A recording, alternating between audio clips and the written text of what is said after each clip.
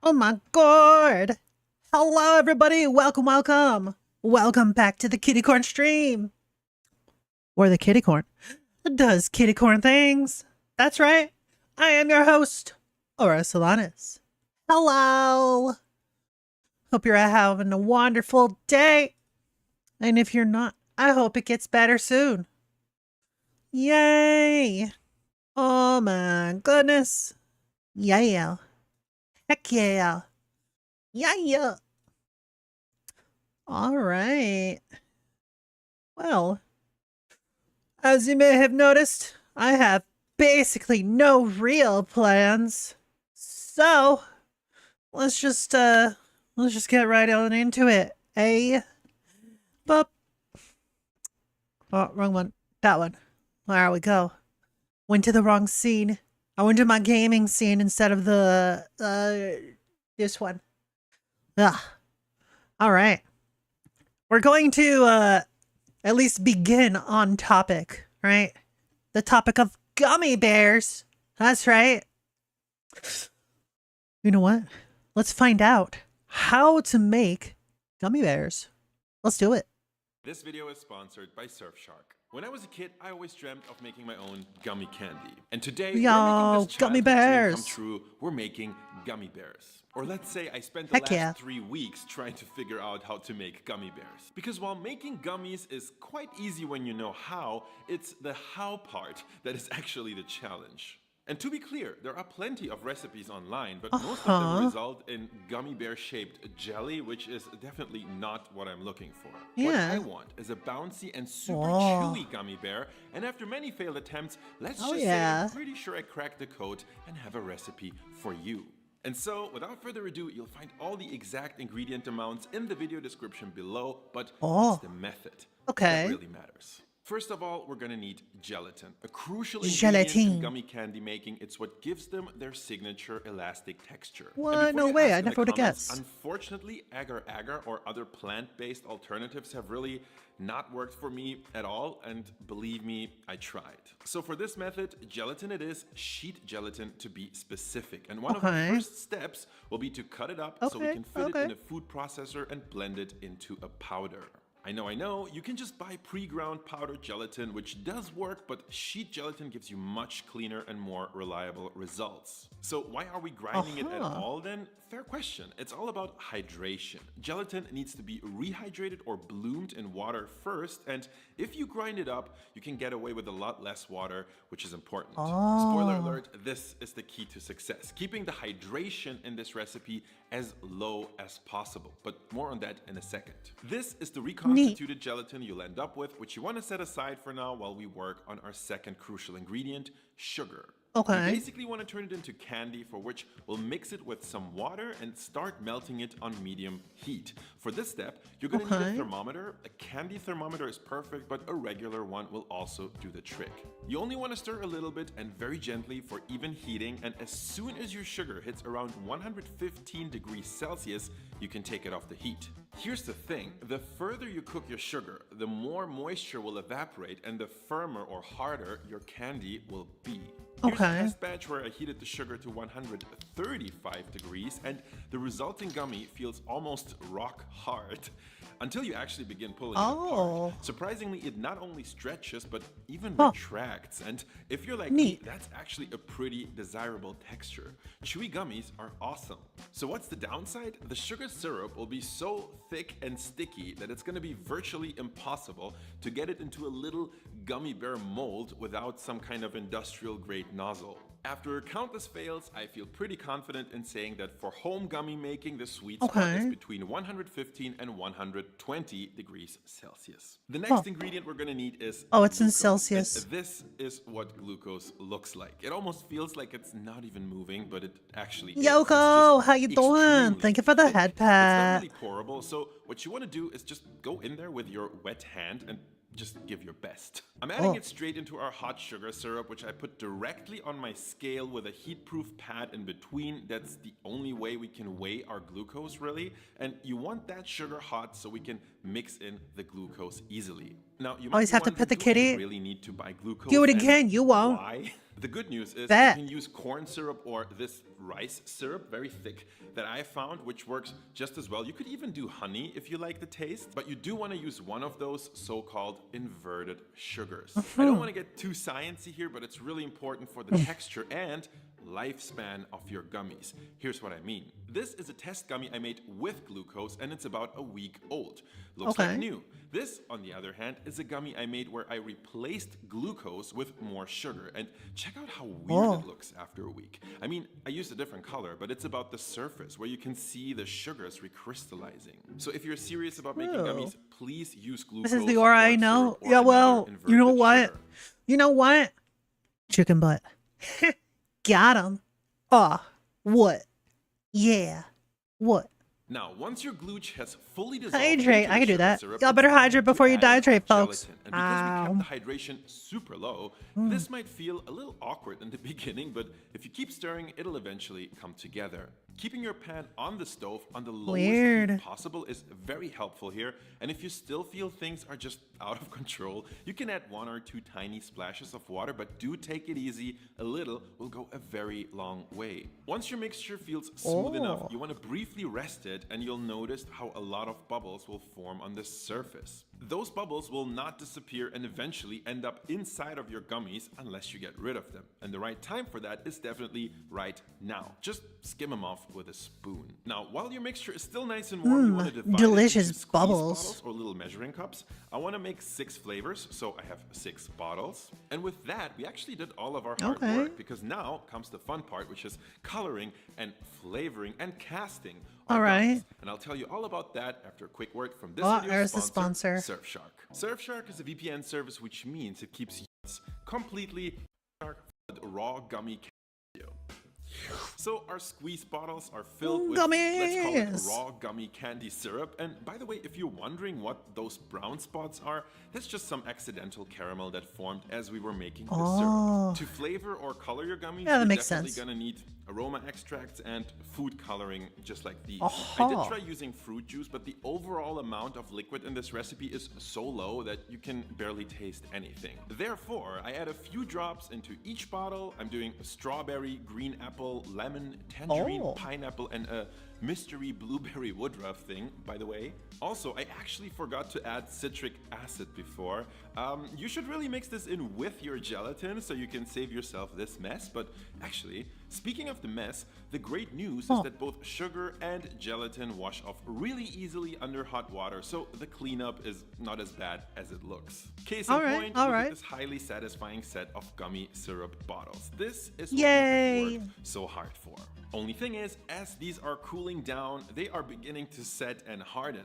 Look at this lid, for example, which is already clogged. Fortunately, it's an easy fix with the help of a toothpick and some hot water. Now, to be able to work with these for a while, you want to keep them warm, and my favorite way to do so is to place them in some hot water. If you really want maximum convenience, you can even attach an immersion circulator, aka a sous vide stick, set it to 65 Celsius, and now you can take all the time in the world.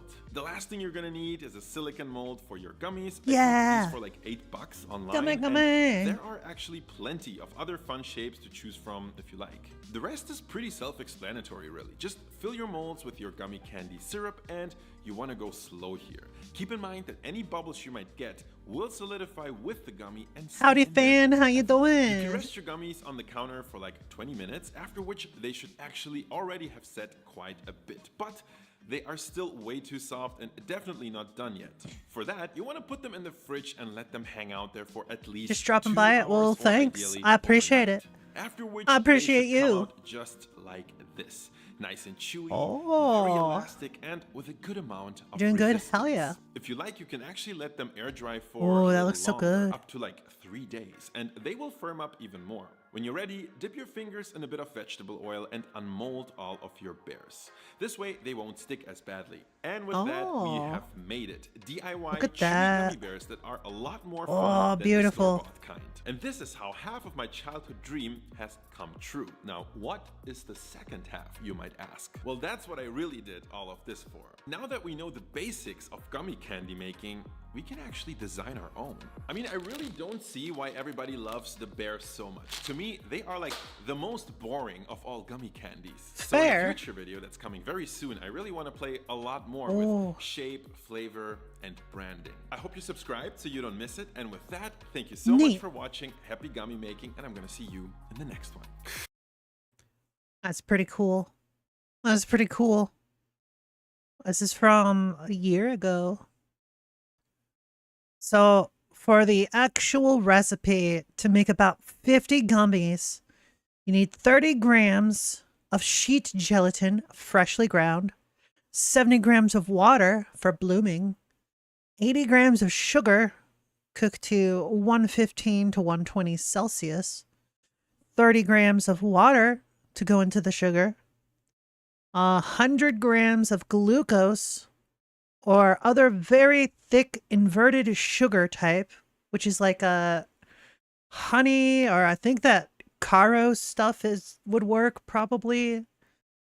5 grams of citric acid, 2 drops of food coloring, may vary, 15 to 20 drops aroma extract, may vary. All right, all right. Very cool, very nice. That would be really interesting to try out.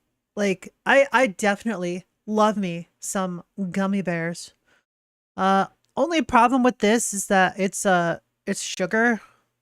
So I wonder if there's like a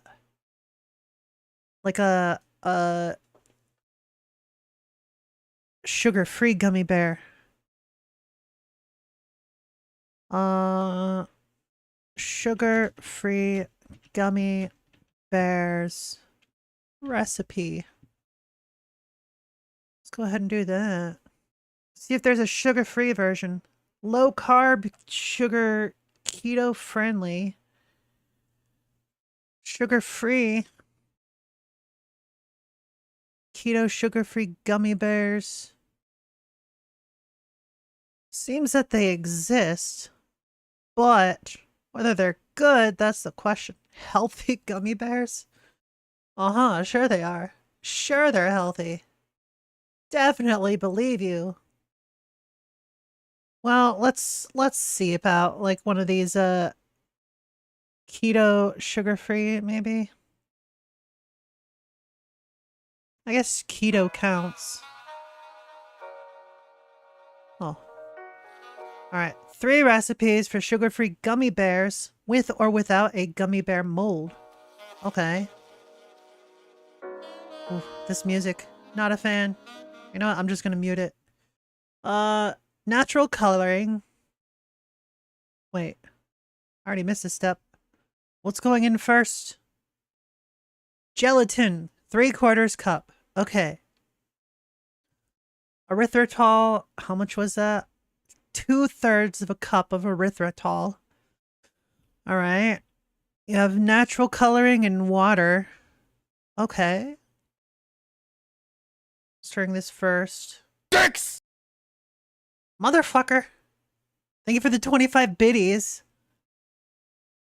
Herbal tea. Are you putting herbal tea in gummies? Actually, hold on. Now that I think about it. A tea flavor for gummies does not sound bad at all. Huh. Imagine a nice, spicy chai latte gummy. That would be interesting. That would be very interesting. I wonder if that's possible.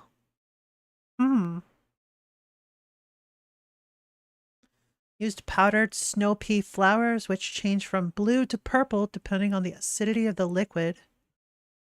Okay. An alternative is to save the gelatin and add it at the end of this process once everything else has been combined. Okay. Heat the water until boiling. Steep for 10 minutes.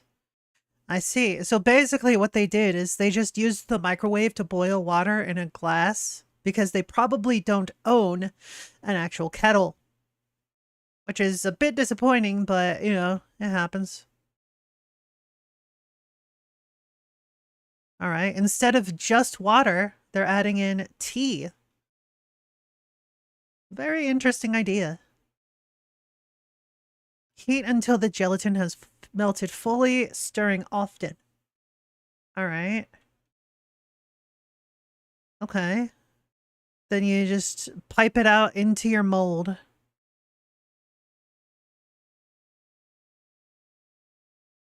Okay.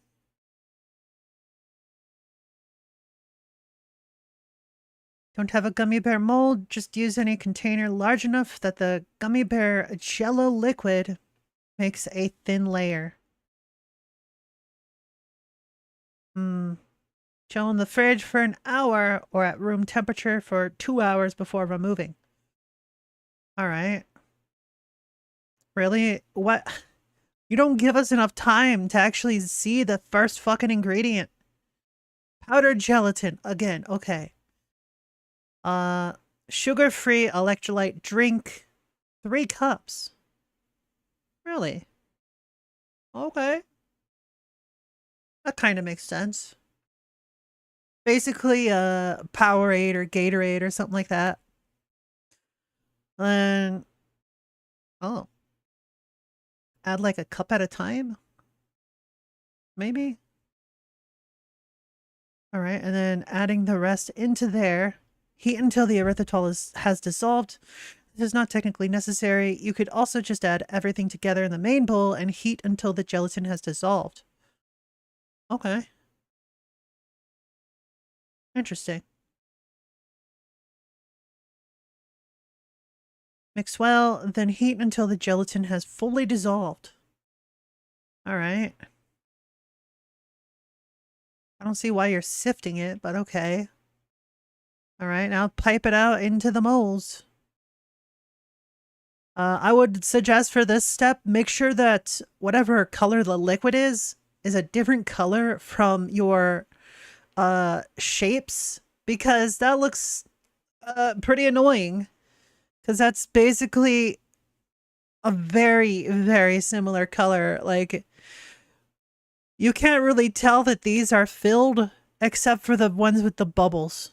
Like, that's a bit of an oversight there.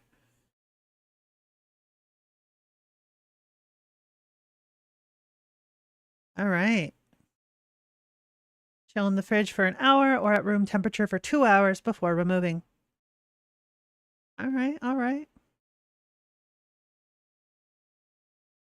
Yay! Just pop them out. And for those, you just cut them and just squimsh them out. Okay. Sugar-free electrolyte drink concentrates. 2 to 3 tablets. Okay.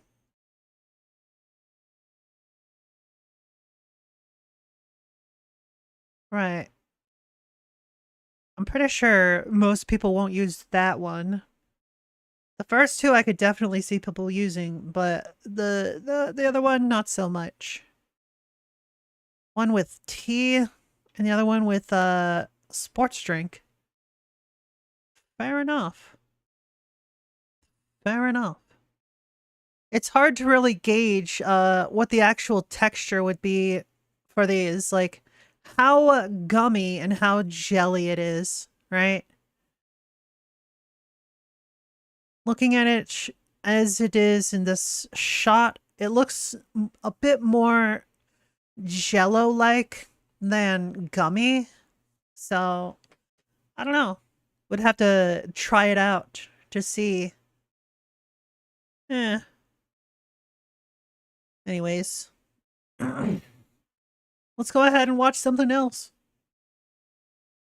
It's been nearly...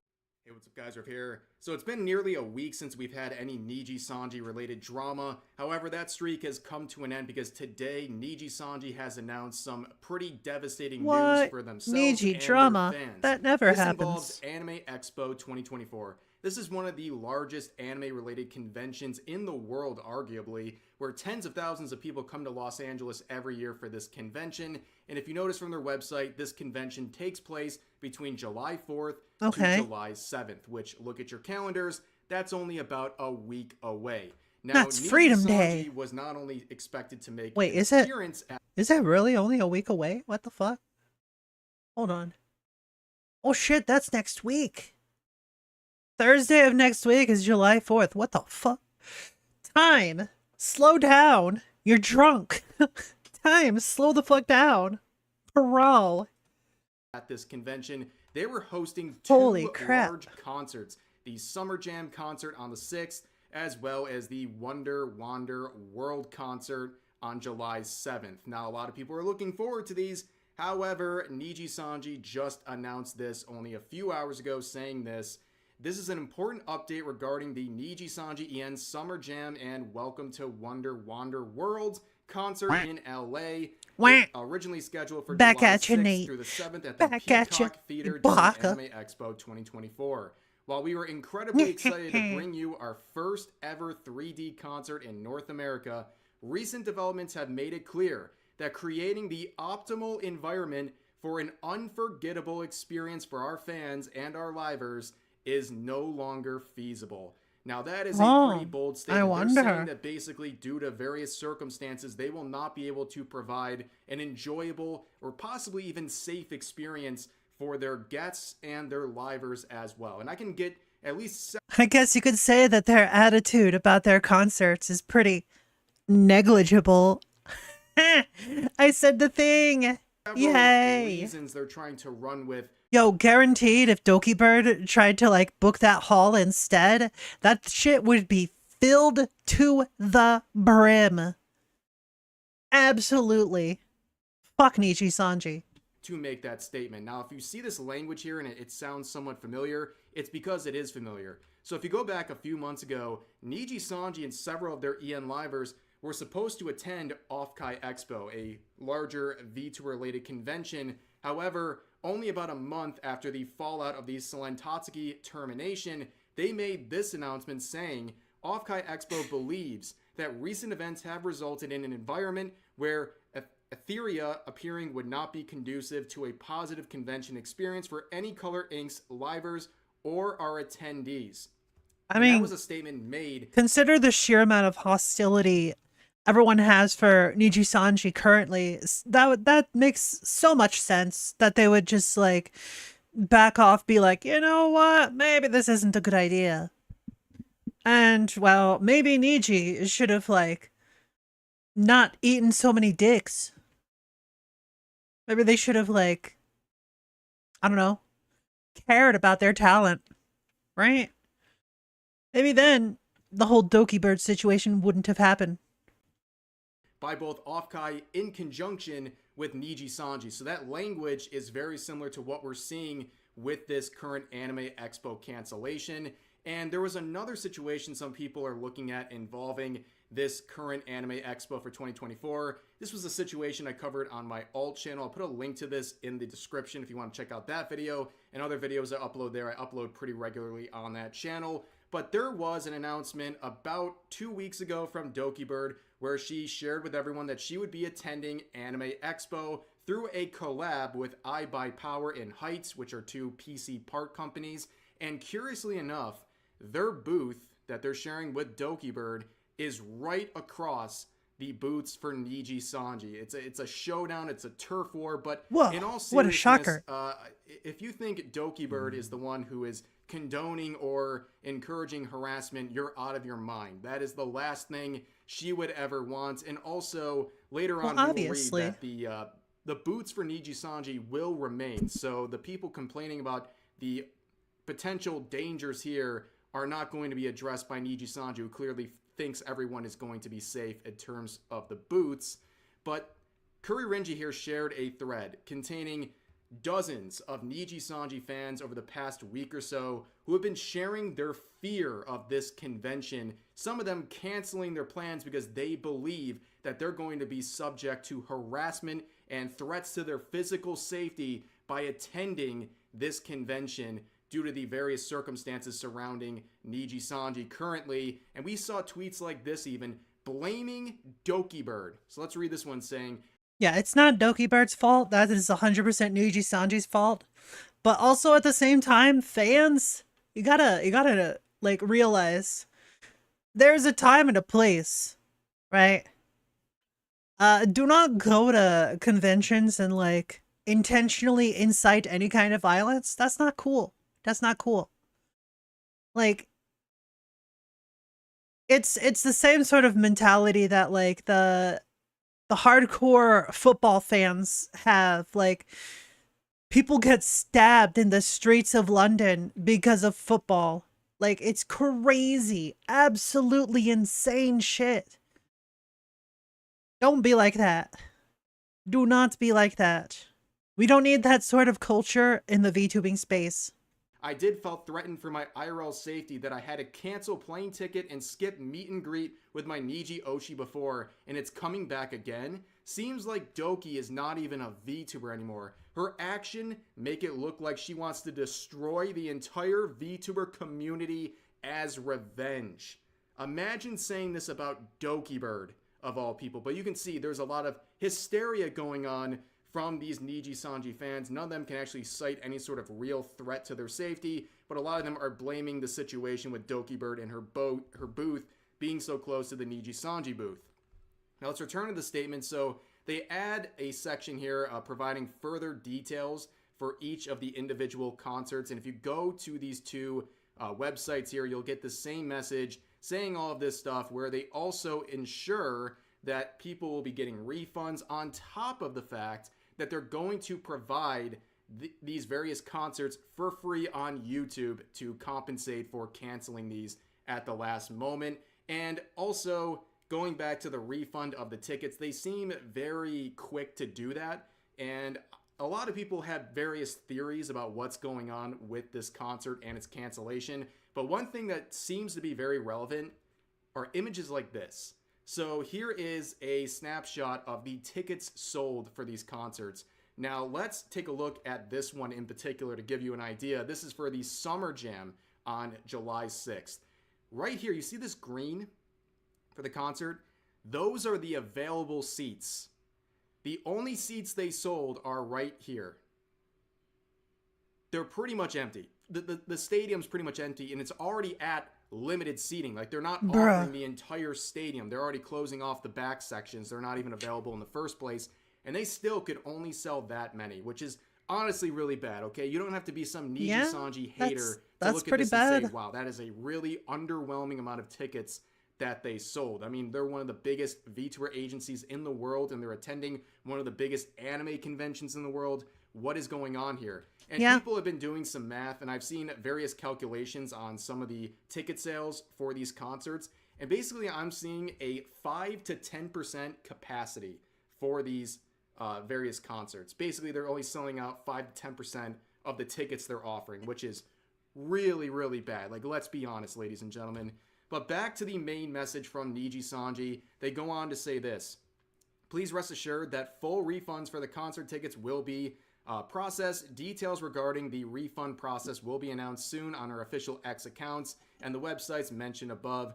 We are also working on special perks to show our appreciation for all who purchase tickets. Additionally, the Niji Sanji EN/Niji Sanji booth at Anime Expo will remain open. We are excited to see you there. Thank you so much for your understanding. So like I said earlier, they are leaving the booths open. So anyone claiming that there's these threats to their safety stemming from the location of these booths, Niji Sanji is not agreeing with that for the moment.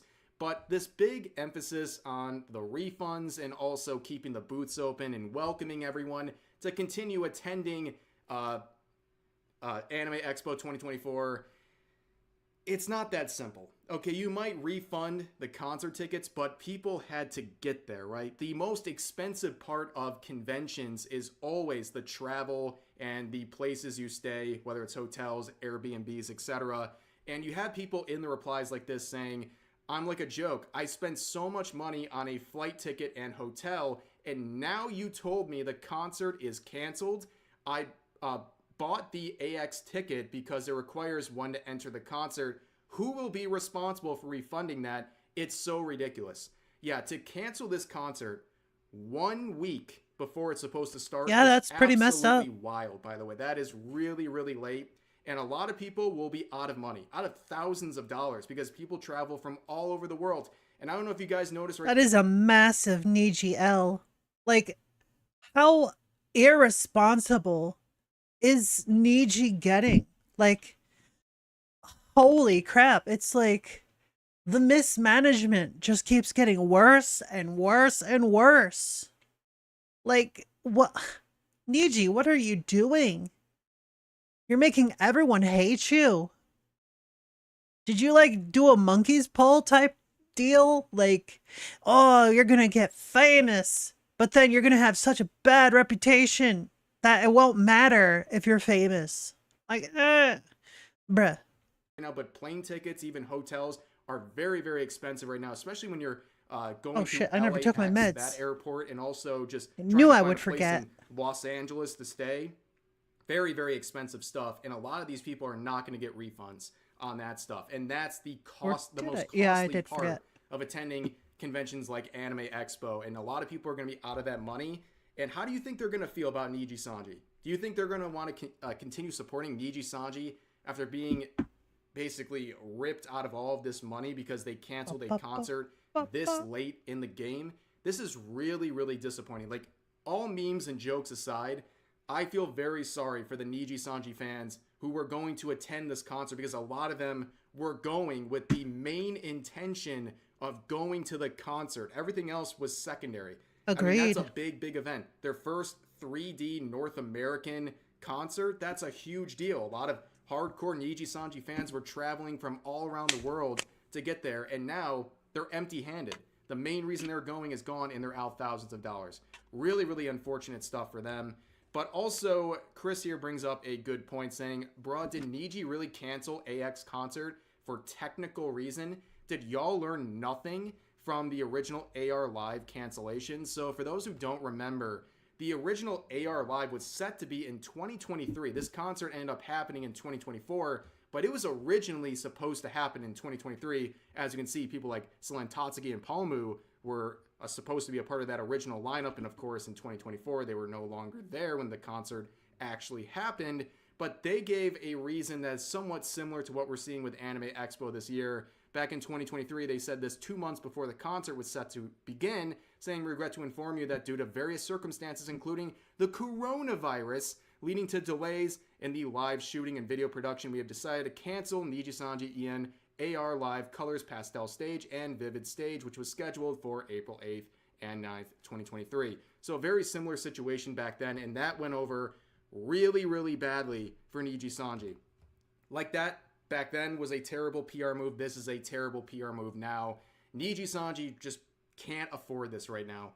I don't know if it's the lack of ticket sales, because we all know that if they had their concerts and only the first few rows were occupied, people would be taking pictures, it would go onto Twitter, it would circulate around social media, and people would be saying, Niji Sanji is finished, okay? It would probably be a Rev video, okay? Let's be honest. So I don't know if that was a huge probably. factor, but they are trying to give these vague reasons, implying basically that there's just not a conducive environment for a good time for both the attendees and the livers. Is that the truth? Is that part of the truth, the full truth, or a complete lie? Who knows? But I definitely think the lack of ticket sales was a big factor in all of this. But for now, that's going to do it for this video and the latest round of Niji Sanji related drama. As always, feel free to share your thoughts about today's topics in the comments section down below. Hope you guys enjoyed the video, and I'll see you next time. All right. Before we get to this cheesecake video, I need to take a quick break because I forgot to refill my drink beforehand because I am dumb. So enjoy the lo-fi, and I will BRB.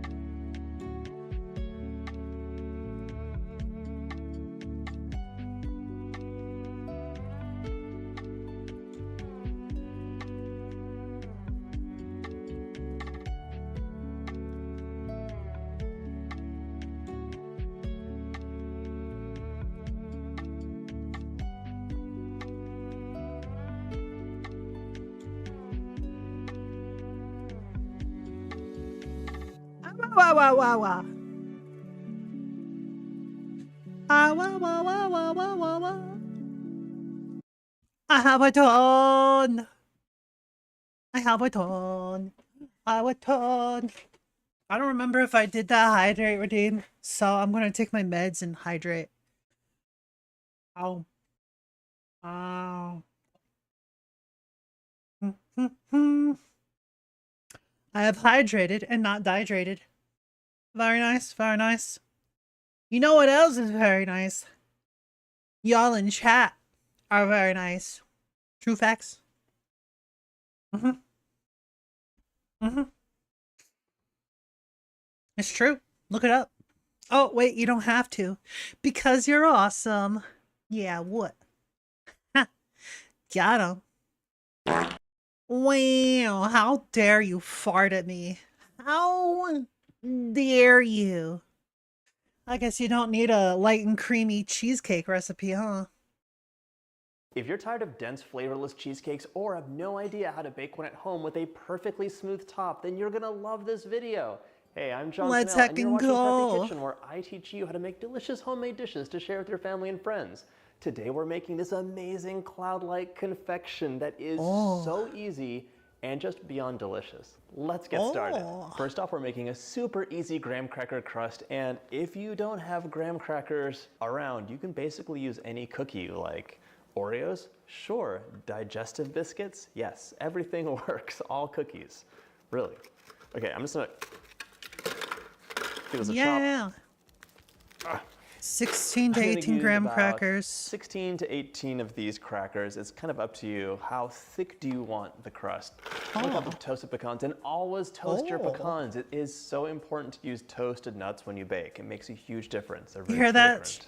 You gotta toast 1/4 your cup nuts, of chat. granulated sugar. You can lower this if you want. Like, you don't have to use any sugar if you're using some sweet cookies, but graham crackers are just kind of like a little sweet. All right, so we're going to pulse this up, and you want to have, you know, fine crumbs basically. Once you have a nice crumbly mixture, we're going to drizzle in some melted butter. Go for about 5 tablespoons. Cow milk You can free kind of eyeball it, though. The cheesecake? butter's a I binding don't agent, so if you know. don't need more, you don't have to add it. But I mean, considering cream cheese, the main ingredient of cheesecake, uses cow milk, I'm pretty sure you are correct that there would not be a cow milk free cheesecake. You would basically have to make your own cream cheese from scratch from a different kind of milk. Right? Because I know that it's possible to make a lot of different things out of a different kind of milk, like goat milk, for example. The big problem is lactose, right? So if it's a lactose-free type of milk, that would be perfectly fine. if your mixture's dry, add a little bit more. All right, so take a little bit of the mixture with your spoon, and if you can push it together and it forms a little ball, you know, that's about right. I don't need to add more butter to this, but you could if you love butter. It smells really nice. And by the by, you don't have to use a food processor. You could just crunch these up in a bag, chop the pecans really finely, and then mix with melted butter by hand. In you go. Okay, let's even it out, and we're gonna use, you can use a cup, you can use a tall glass. Just move it out towards the edges, and the key is to get it up high. Don't worry about the bottom, because the bottom's easy to fix. If you wanna Hear that, press the chat? sides The in, bottom get is a easy nice to fix. vertical glass, and You're fine, just chat. press, You can be press. fixed. If it spills over a bit, just use your thumb as a guide to hold it down. The My joke is crust that you're all almost ready, but bottoms. the last part is you're just gonna go one more time around the edge, and this time you're gonna press the top down with your thumb a little bit more to help compact it. Otherwise, it'll be really crummy on top, which is fine, but you'll get crumbs on the top of your cake. Don't call me crazy, but from past experience, this helps. This is gonna go into the oven at 350 for just under 10 minutes. You'll smell it, you'll see a little bit of a golden edge, and it's ready to come out. That's all that has to happen. So don't overcook it. And if you're super paranoid and forgetful, just toss it into the fridge and skip the bake. Better than a burnt crust. For the filling, you will need a la Mrs. Crocombe, and you can write a comment if you know who that is and love her too. We're gonna need 4.5 packages or 36 ounces of cream cheese. So that's the 4 ounces, package after package. And this is totally and completely room temperature cream cheese. If you're using cold cream cheese, it is much more likely to be kind of lumpy and just not mix in totally for your cheesecake. And a cheesecake without cracks is a cheesecake with a completely homogeneous filling. So be careful. All right, let's give this a little whip. See how nice that is? All right, I'm gonna add in 1 3/4 cups of sugar now.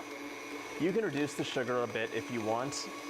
You could totally take out half a cup, but the cheesecake is very tangy and the sugar is a nice balance. And this is a big cheesecake. Okay. So not at all done, but I'm gonna scrape the bowl down because there's a lot of unmixed nonsense on the side. And then just let this whip up until it is completely mixed in. Okay, mix it up. Mix it up, Now is chat. as good a time as any to add in half a teaspoon of salt. A little bit more balance. True. All right, let's take a look at this. What is this creamy, delicious nonsense over here? Well, this Creamy, is delicious cream cheese nonsense. and sugar mixed Oh in my God. nicely. We're ready for our next step. I'm just gonna address the bottom of the bowl and make sure there's no little lumps hiding in here. The spatula is gonna look crazy, so I'm just warning you, it's not gonna get any better. It's a big batch. If cream cheese and sugar is your jam, check out my how to make cream cheese frosting video. It goes so well. But like cream cheese and sugar isn't made with jam. Ha! Get it? Funny joke. Carrot cakes, hummingbird cakes, chocolate cakes, every kind of everything right into your mouth. Okay.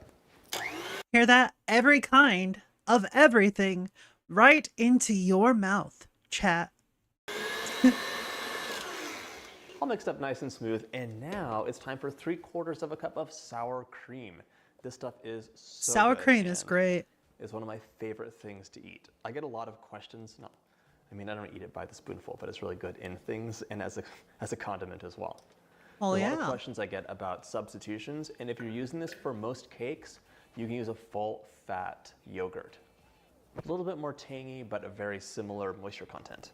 Now it's time to mix this in along with 2 teaspoons or even a little bit more of a nice vanilla extract. Uh-huh.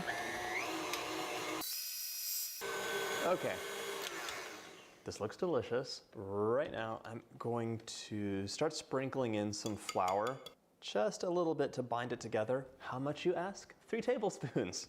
It's not nice to get clumps of flour, so you want to add it in gradually. Okay. Nice and slow.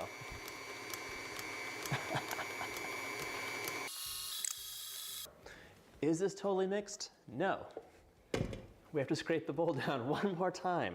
But this is really nice. It's What a twist. not lumpy, and that flour is getting mixed in well. What's gonna help things along is our last component, which is the eggs.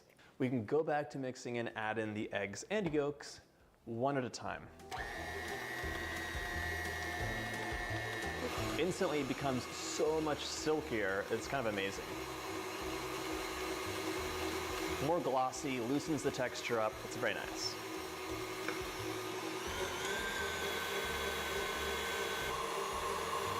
All right, last yolk. You're yolking me. That's a lot of cheesecake batter, because we're making a big cheesecake. This is Get the it? consistency Yolking you want. instead of joking. Smooth, wonderful, loose, glossy. Oh, that does look batter. so pretty. That Last looks mix. so Look good. at your crust and let's fill it up. I I'm ready to Honestly, pour my I could just eat smooth that as as silk is. batter into my I don't need the prepared batter. I'll crust. just Look at this. Well, I don't need to cook What? it. I could just eat the batter. These clouds Yeah. from heaven. No, it's a giant Beautiful. cheesecake. So you can fill it up pretty high. It's not going to rise. If you have any extra batter, and I have like a little bit of extra batter, I can use that to make delicious little cheesecake cupcakes. This will all self-level in yeah. the oven, so don't go crazy. I was just being me. I'm going to bake this on a baking sheet so I don't have to worry about like grabbing the cake, kind of manhandling it, it's not going to drip or anything, but it's just so much easier to take it in and out and not kind of mar the crust or the surface. Trust me, I've been there. Right, this is going into the oven at 350 for just 10 minutes, and we're going to turn it down to 300 and bake for an additional 40 minutes. It'll be wobbly in the middle, a little bit puffed. Okay, into the oven, 350. It looks so good. You can top your cake with some berries. You could top it with dollops of whipped cream and more berries, or if you want to go like a really quick and easy route that looks crazy beautiful and tastes pretty good too, the canned cherry fillings at your supermarket, some brands are actually pretty good. So just pour a little bit on top and enjoy. If you like this recipe, check out my easy cake playlist. Tons of easy, delicious cakes to delight the palate. Speaking of which, it's time for a bite. Look at that texture. It's like clouds. Gimme. Oh, I love cheesecake. So good. It's like I light, love fluffy cheesecake. Clouds that just melt in your mouth, and topped with whipped cream. There's nothing that could be finer. If you like my videos, hit that like button and subscribe. I would absolutely have that. So much Botox have made these women's faces look weird. Uh-oh, I'm afraid. What is she, like 18? Nikki, how old are you and how many units of Botox do you have? 41. 32 units. 32 units. Is that a lot? Emma, how old are you? 22. How many Bruh. Man. units of Botox do you have? 32. Jody, how old are you? 55. And how many units I of feel like 55. Like, she looks pretty good for 55. Like, hey, it worked kind of, right? Botox do you have? 64. Lauren, how old are you? 24. That's a And lot. how many units of Botox? 24. That's crazy. I have 104. I have 40 in my I mouth. could believe that. 104. Jeez. Yeah. Ambassadors and 64 in my face. Dr. Cruz, how old are you? 44, And how many units of Botox do you have? 76. Damn, bro. Like, I'm gonna be real. Like, her face looks like Bro. it hurts. Kyla, how old are you? 34. And how many units of Botox do you have? I have 28 in my face, and I have 25 in each of my trapezius muscles to help with migraines. Help with migraines? Oh, Oh, I what? can't wait to find Wait. out this one. This one's gonna Helps be with great. Bethany, how old are migraines. you? 23. And how many units of Botox do you have? 60. The only thing surprising about this is that it was only 60. Bro, like, she got a forehead as big as mine. That's Bro, she look like if you give her an emerald, she'll start helping you with the village. Like, her. Right? fine. That's bad. Kristen, how old are you? I'm 41. And how many units of Botox do you have? I have 56. How old are you? 33. And how many units of Botox do you have? 128. Where do you have that? Bro. Everywhere. Well, I tell you Everywhere. one thing, what we learned from this is Bro. that if you are in your 20s, you don't need to be putting this shit on your face. Yeah, they look 40. Well, it's funny because, like, Yikes. the women that are 40 use Botox to look 40, and the women that are 20 also use Botox to look 40. It's basically the same thing, but from a different direction. Yeah, exactly. I think that's what this really shows is, like, if you're getting this shit on yourself before you're, like, fucking 30, you have a mental disorder. I'm going to be honest. I nearly threw up.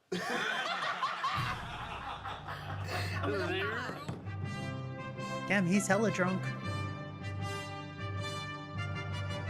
Dad jokes, let's go!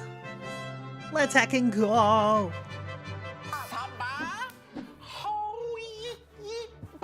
Yeah, very good. Slave. It's very good, very nice. Peyton, how art thou? I'm good. How are you? I am thirsty. I'm thirsty too, but not as thirsty as you always. What is that supposed to mean? We'll find out. Matt's trying to hide his erection. Okay, should we do it a scissors, paper, Yeah. rock? Yeah, sure. Or do you just want to go first? No. Okay. Scissors, paper, rock. Scissors, paper, rock. Scissors, paper, rock. No! Okay. You can kickstart us. You can kickstart us. off. So my sister stole my cow the other day. And I said it's all good. It was just a bit of a case of mistaken identity. That was awful. It's a good start. Thank you. It's a good start. What? Good laugh. Oh shit, fuck, okay. Oh no. Okay, well. She got a cheers to pink my funny drink. joke. Cheers to you. Mexican magician said he could disappear by counting to 3. Uno, dos, boom. He disappeared. He was gone without a trace. Yeah. Trace? Uno, dos, tres. Uno, dos, Yeah. tres. Without a trace? Yeah. That's a classic. Wow, so you speak Spanish. I'm not gonna lie. I was like, is this how you pronounce it? The most Aussie way to do that is like Uno, dos, tres. Trace? Trice. Right, I'll Fucking hell, mate. Yeah. What's the matter, Saf? You allergic to good jokes? He just rocked up late, bro. He's still waking up. Look at him. He's all cozy there. Anyway, shh. Okay, my old high school teacher told me I'd be terrible at poetry due to my dyslexia. But it's so crazy because I've already made like 2 vases, 2 jugs, and an ashtray.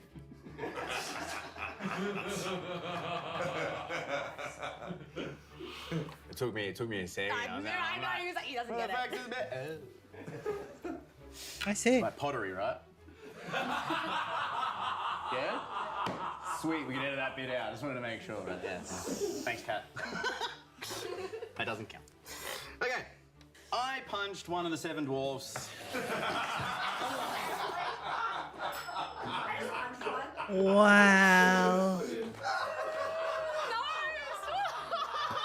No.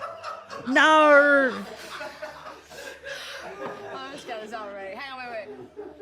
All right, tell me the joke and then we'll drink. I punched one of the 7 dwarfs. Yeah. It wasn't happy.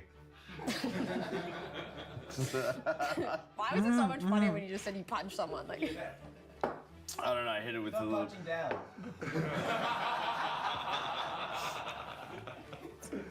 okay, so why wouldn't they let the dog in the UFC? Okay. Because his bark was worse than his bite. Uh-huh.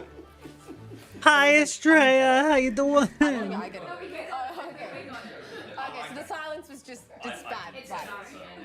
Tell anyone, For some reason, I thought I was in this game, and I was like, "Don't laugh, Rory." Hey, Peyton, you heard of Hot Girl Summer?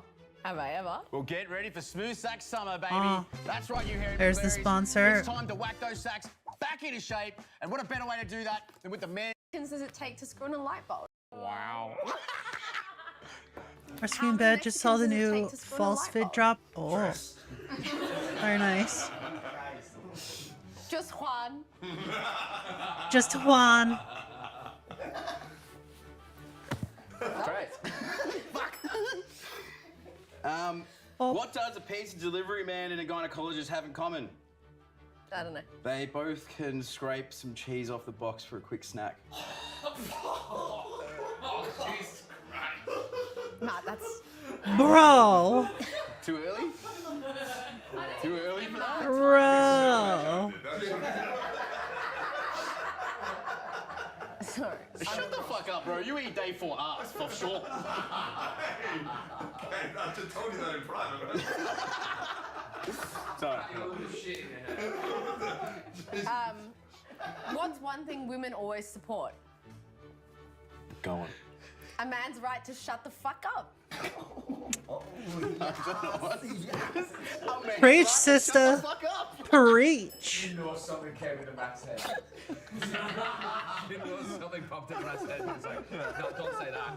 Don't say that. Have you seen the movie about the little fish with cancer? Finding chemo. That's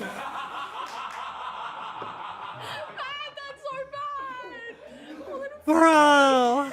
Holy hell. You ruined my show. Fish aren't friends, they're dead. Wow. Wow. Cheers to the fish. Cheers to little chemo. How do you make an idiot say how? How? Fuck. Hey. Beautiful. Beautiful. Beautiful. I had to. Beautiful. Well done. Well done. Hell yeah. Good job. Hey, hey. You're a fucking idiot. Well, that's the answer, Peggy. Point in case. Fuck. That was great. Okay, cast members say what? Okay, sorry. All right. I just want I know, to let the just- record show I did not laugh at that one. I thought that was a pretty average. What, did you not get it?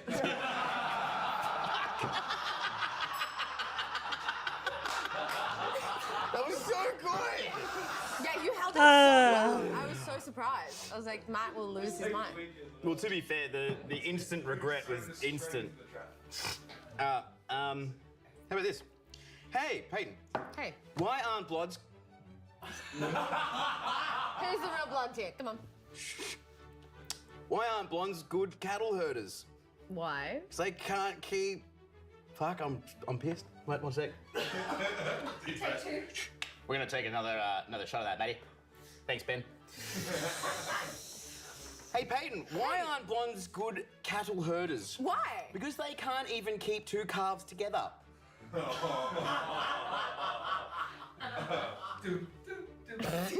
don't get it. Bruh. Like the legs? Two calves, not together. I see. I did that. Continue. Okay. All right. I hate when people joke about the Holocaust. And frankly, I won't stand for it. God, he's good. There was like an inaudible. Okay, thank you. Yeah, what the hell? Have you hid the real Matt in the attic? Hey, what do you call? Sorry. What do you call Winnie the Pooh's grandmother? I don't know. Punani. That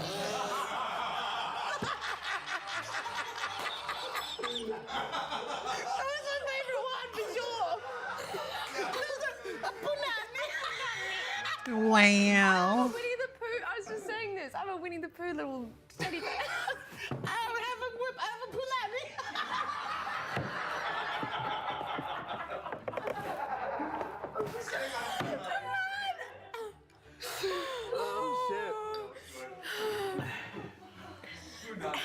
Cheers. This is very fun. To bananas. To bananas. Very good. Knock knock. Who's there? And Frank, shut the fuck up.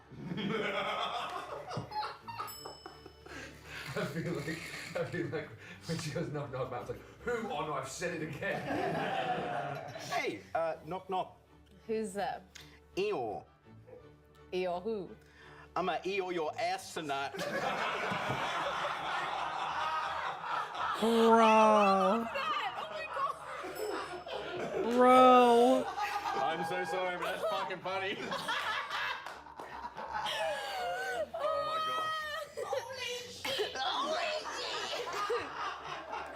I'm sorry, but that was funny. That was fucking good. That was good. Did you hear about the toy who caught public transport? No. It was Buzz Lightyear. What type of bus crossed the ocean? What? Columbus.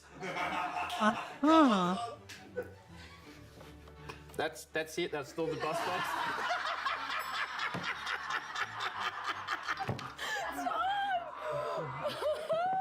Fuck! Oh my god, hang on. We're just a couple of people having a little bit of fun on set, eh? A little bit of bus fun. Cheeky bus fun. Cheers. Go, bus girl. Go bus girl. Go bus girl. This bus girl, baby. Bang bus.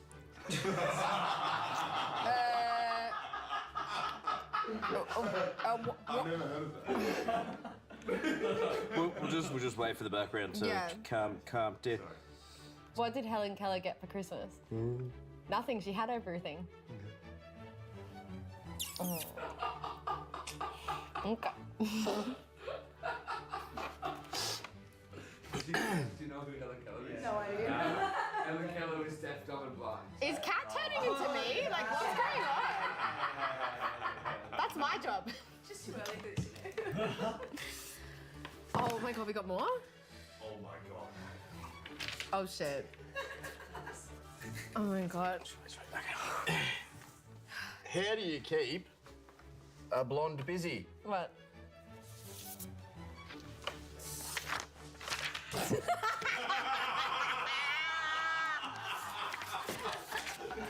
Fuck yeah!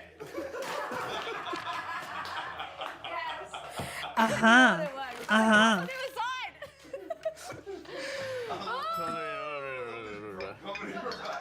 I love visual It's gags. very That's artistic great. comedy. I'll give him that. You know what I mean?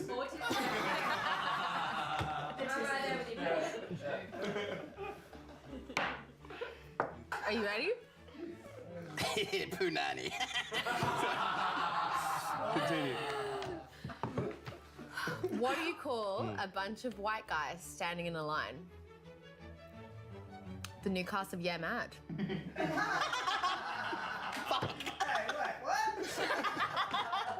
Well, not wrong. Hey, you're all white, you're all right. I mean, what did I say? Did I say? I got it wrong. I think Bro, that's your first fucking warning. That's your first warning. Any more of that? You're done.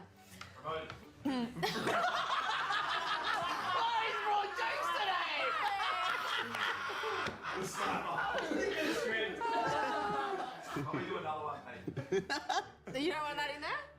Okay. That's great. I like that. This is why people hate you back. Censoring the crew. What kind of STDs do fish get? I don't know. Chlamydia. Uh-huh. They also can get hepatitis C. And also mermaids. That was so stupid. Are you having fun? I am having fun. Are you having fun? Fuck yeah, I'm having fun. Fuck yeah, let's go. Let's go. Take two on that one. Be more genuine. Have more fun. Naturally. Okay, so what's white and always outside my window? Pat.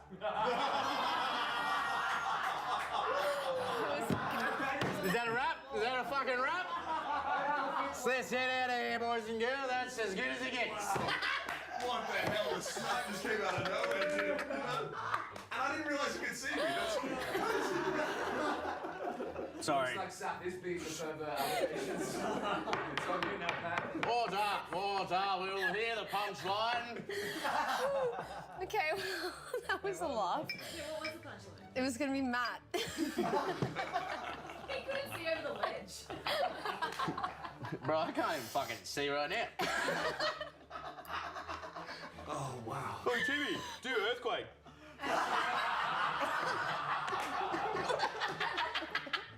Man, that goes down as my favourite moment on you, man, forever. Just like, Zach being like, get Timmy to do it, and then he comes on and gives the worst, best performance ever. Oh. Okay. Anyway, back to the game. Hey, Payson. Hey, what? What was Tigger in... What was... I'm so glad you said Tigger. Yeah. Let's start that again. Hey, Peyton. Hey, what? Why was Tigger in the bathroom for so long? He was jumping.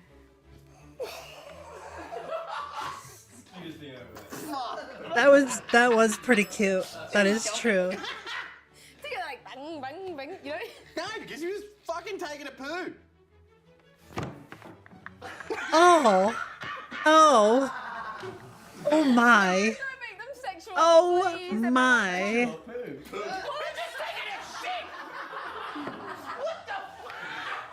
Bro. Looks like you're being upgraded from buskill to Booyah. Don't. Peyton is German. one cup away from a fantasy completed. Hey, what do you call a man who loves little bicycles? Teeny tiny? A pedophile.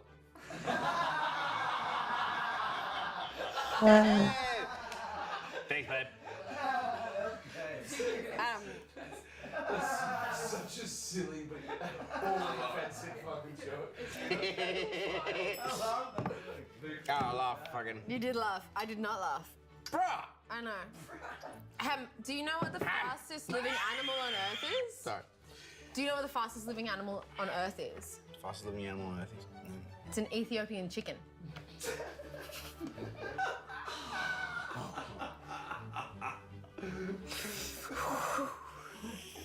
Why? Look, Peyton, you had a great run.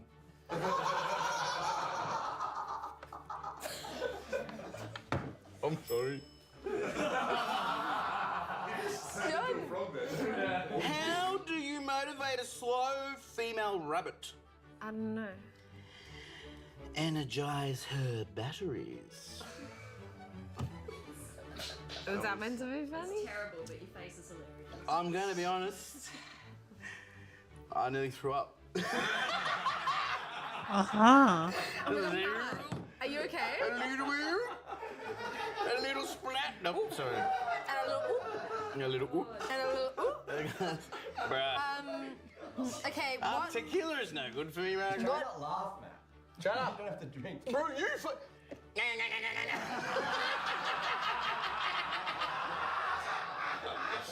Sorry. Okay, what is Osama bin Laden's favorite football team? Tell me. The New York Jets. Oh. Bruh.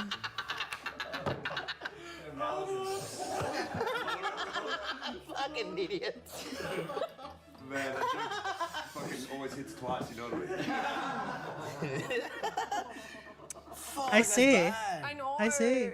It is what it is. What's the score, Ben? Peyton what? Yeah. Go Payday! Go Payday! Go Payday! Go Nice. I got one more. I do too. I punched a dwarf. If your egg floats, it's very old and shouldn't be eaten. If it sinks to the bottom but stays upright, it's getting older and should be eaten soon. If the egg sinks to the bottom, it is very fresh. So not only is that true, that is the reason I got my eggs stolen in the first place. Come here. On a random weekend, one of my friends came over to my house and he's banging on the door super loud. I should have known something was up because it was early in the morning, like around breakfast time. I answer the door and it's my friend B. Now he likes being called B. Everybody calls him B. So I said, hey, what's going on, B? And he just said, shh, Jordan, I'm here to protect you. And he ran into the house. I didn't invite him. He just ran into the house and he had a tall ceramic cup with him. It was coated so I couldn't see through it. All I knew was that there was water in it. I said, okay, whatever. So he gets into the kitchen, grabs all my eggs, and he goes, if I drop this egg in this water and it floats, it means the eggs are bad. And I get it because like the more an egg decomposes, right, the more there's gas inside the egg than liquid, therefore it's buoyant. I understand that. Well, he dropped all of my eggs in there and all of them floated. And I said, what's the probability that all of the eggs are bad? I just thought I had bad luck. And he goes, Jordan, don't you worry. I'm going to get rid of these eggs for you right now. And he runs out, but he left his glass in my house. So I said, okay, well, I'll just clean it out for him.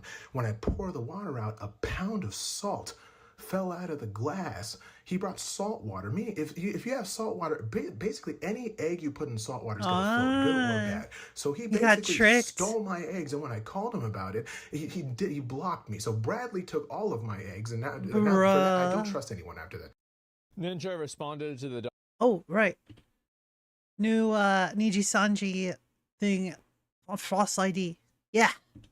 It's been canceled. False ID. Today Let's we turn go. to Niji Sanji English, teaming up with the upcoming Anime Expo event to hold not one, not two, but 3 separate concerts. The first 2 being a part of the Niji Sanji EN Summer Jam event, and the third being the Welcome to Wonder World event. Anime Expo at noon Eastern today, sending out this important notice regarding the Niji Sanji EN Summer Jam and the Welcome to Wonder World concert. This notice reading, Dear Niji Sanji EN and Niji Sanji fans. We are writing with an important update regarding the Nijisanji EN Summer Jam originally scheduled for July 6th, and welcome to Wonder Wander World concert in LA, originally scheduled for July 7th at the Peacock Theater during Anime Expo 2024. While we were incredibly excited to bring you our first ever live concert in North America, recent developments have made it clear that creating the optimal environment for an unforgettable experience for our fans and our livers is no longer feasible. We understand this news may be disappointing, and we sincerely apologize for any inconvenience it may cause. We are dedicated to finding an appropriate path forward for all involved, most importantly our fans. And so to make clear, these 3 live events have now been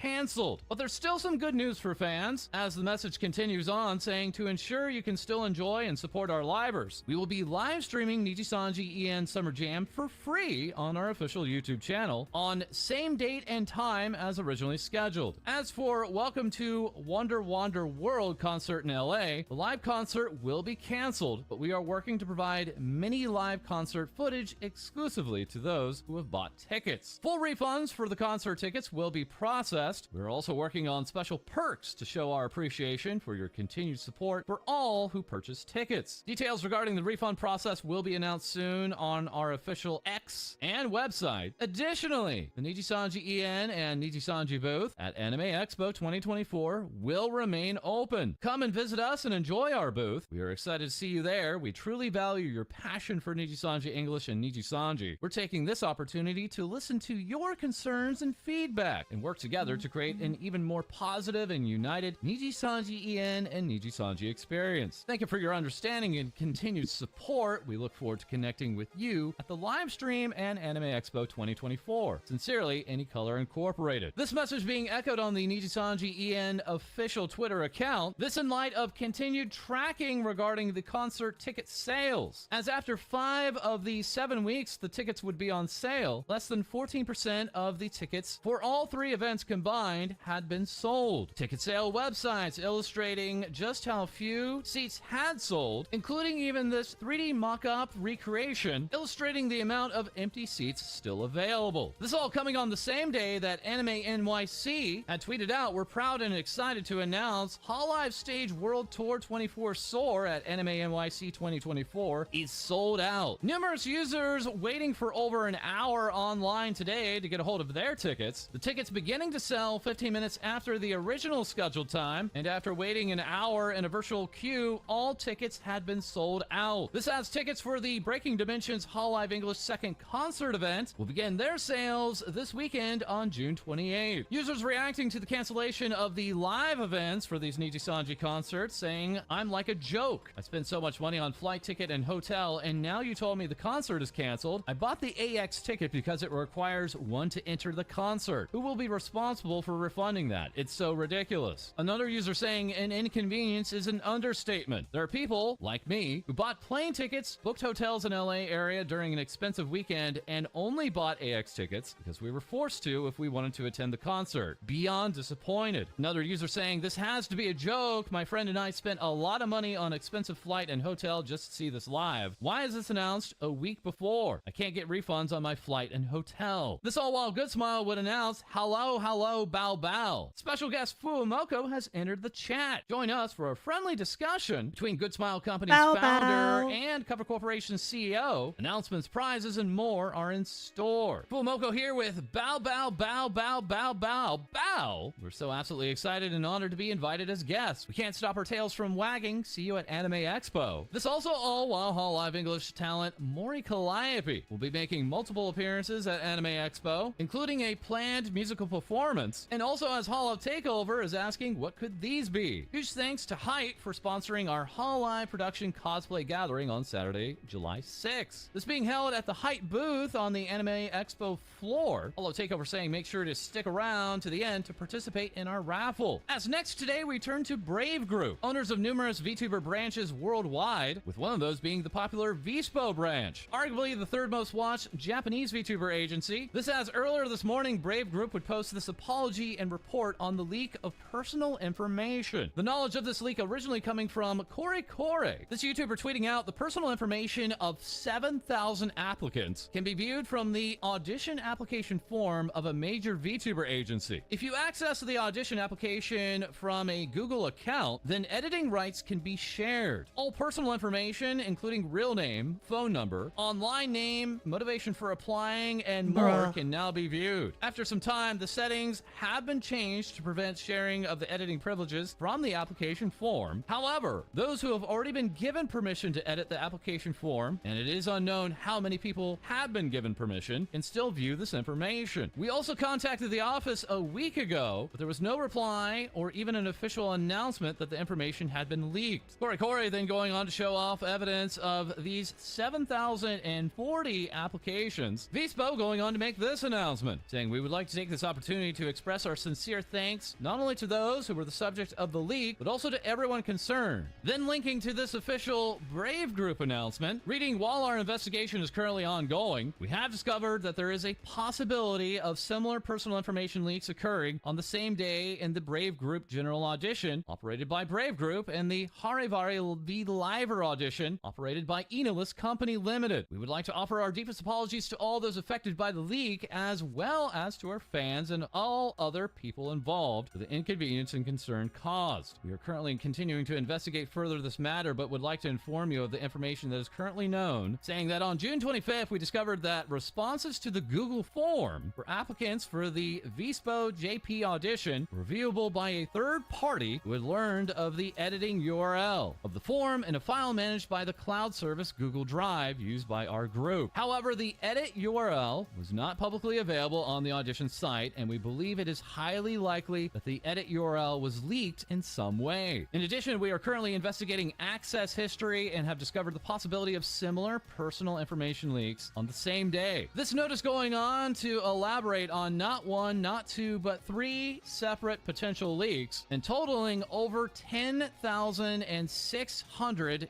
different applicants. First beginning here with Vispo, stating approximately 7,000 responses were available for viewing. Personal information that was available for viewing including full names, prefecture of residence or address if entered by mistake, phone number, date of birth, social media accounts used, reason for applying, and more. In addition, on the Brave Group general audition form, there was over 2,610 responses. And lastly, on the Harivari V Liver audition, there was 1,043 responses. The period during which this may have occurred being anywhere from June 4th to the present day. Brave Group then surmising 3 separate scenarios in which this edit URL was leaked. First being, it was possible that a third party requested editing permissions and that the administrator granted the request for some reason. However, upon their investigation, they found no evidence that the editing privileges had been granted to specific users outside of the Brave Group. Therefore, they believe this possibility is low. Second possibility, it is possible that for some reason the editing URL was leaked to a third party within the Brave Group, and the leak of the editing URL information from that third party expanded. And then the last possible reason being that the editing URL was leaked due to an unauthorized access. Brave Group saying, "After this incident came to light, we restricted access to the files on the cloud service, and the condition in which the third parties could access the editing URL has been resolved." Brave Group at this time has not confirmed any cases of unauthorized use or other damages. Brave Group adding how the incident came to light after rechecking the content of the internal inquiries. We found that 2 individuals had noticed the above issue, had made inquiries in the request section of the official Vispo DMs back on June 18th, a week ago, and then again today on the 25th. However, because the inquiries were made in the DM request section, this being a very annoying section in the DMs on twitter.com, effectively hiding direct messages. Brave Group saying because of this, the confirmation within the group was delayed, and it was discovered earlier today on the X post made by one of the individuals, that very likely being Corey. Numerous Brave Group members going on to cancel their streams today, one after another. The Brave Group CEO tweeting out, "We are in the process of conducting an investigation, and we sincerely apologize for the inconvenience and concern this may cause not only to the subjects of the leak, but also to all of our fans and other concerned parties." This leak also all occurring when Vispo is expanding out to the English audience. Vispo making this big announcement. Finally, Vispo English is launching. Let's get excited together. Announcing 3 new members to be debuted this weekend. Those 3 new members being Ramiya Altsuki, Arya Kuraha, and Jira Jisaki. Those debuts kicking off this Saturday beginning at 9 p.m. Eastern, 6 p.m. Pacific, and then later at 9:40 p.m. Eastern, 6:40 Pacific, and lastly 10:20 Eastern and 7:20 Pacific. That is next we turn to Doki Bird. This weekend debuting a brand new model alongside brand new background music as performed by the Budapest Scoring Orchestra, and even complete with a full 3D map introduction. Doki Bird confirming this 3D map will be made available for free on VR chat. The sheer cost of this reveal cool. being estimated at a minimum of $50,000 US, with other estimates running anywhere from 2 to 3 times as much. As here, Doki would show the final result, complete with secondary hat. Okay, in actuality, this is the new model, giving us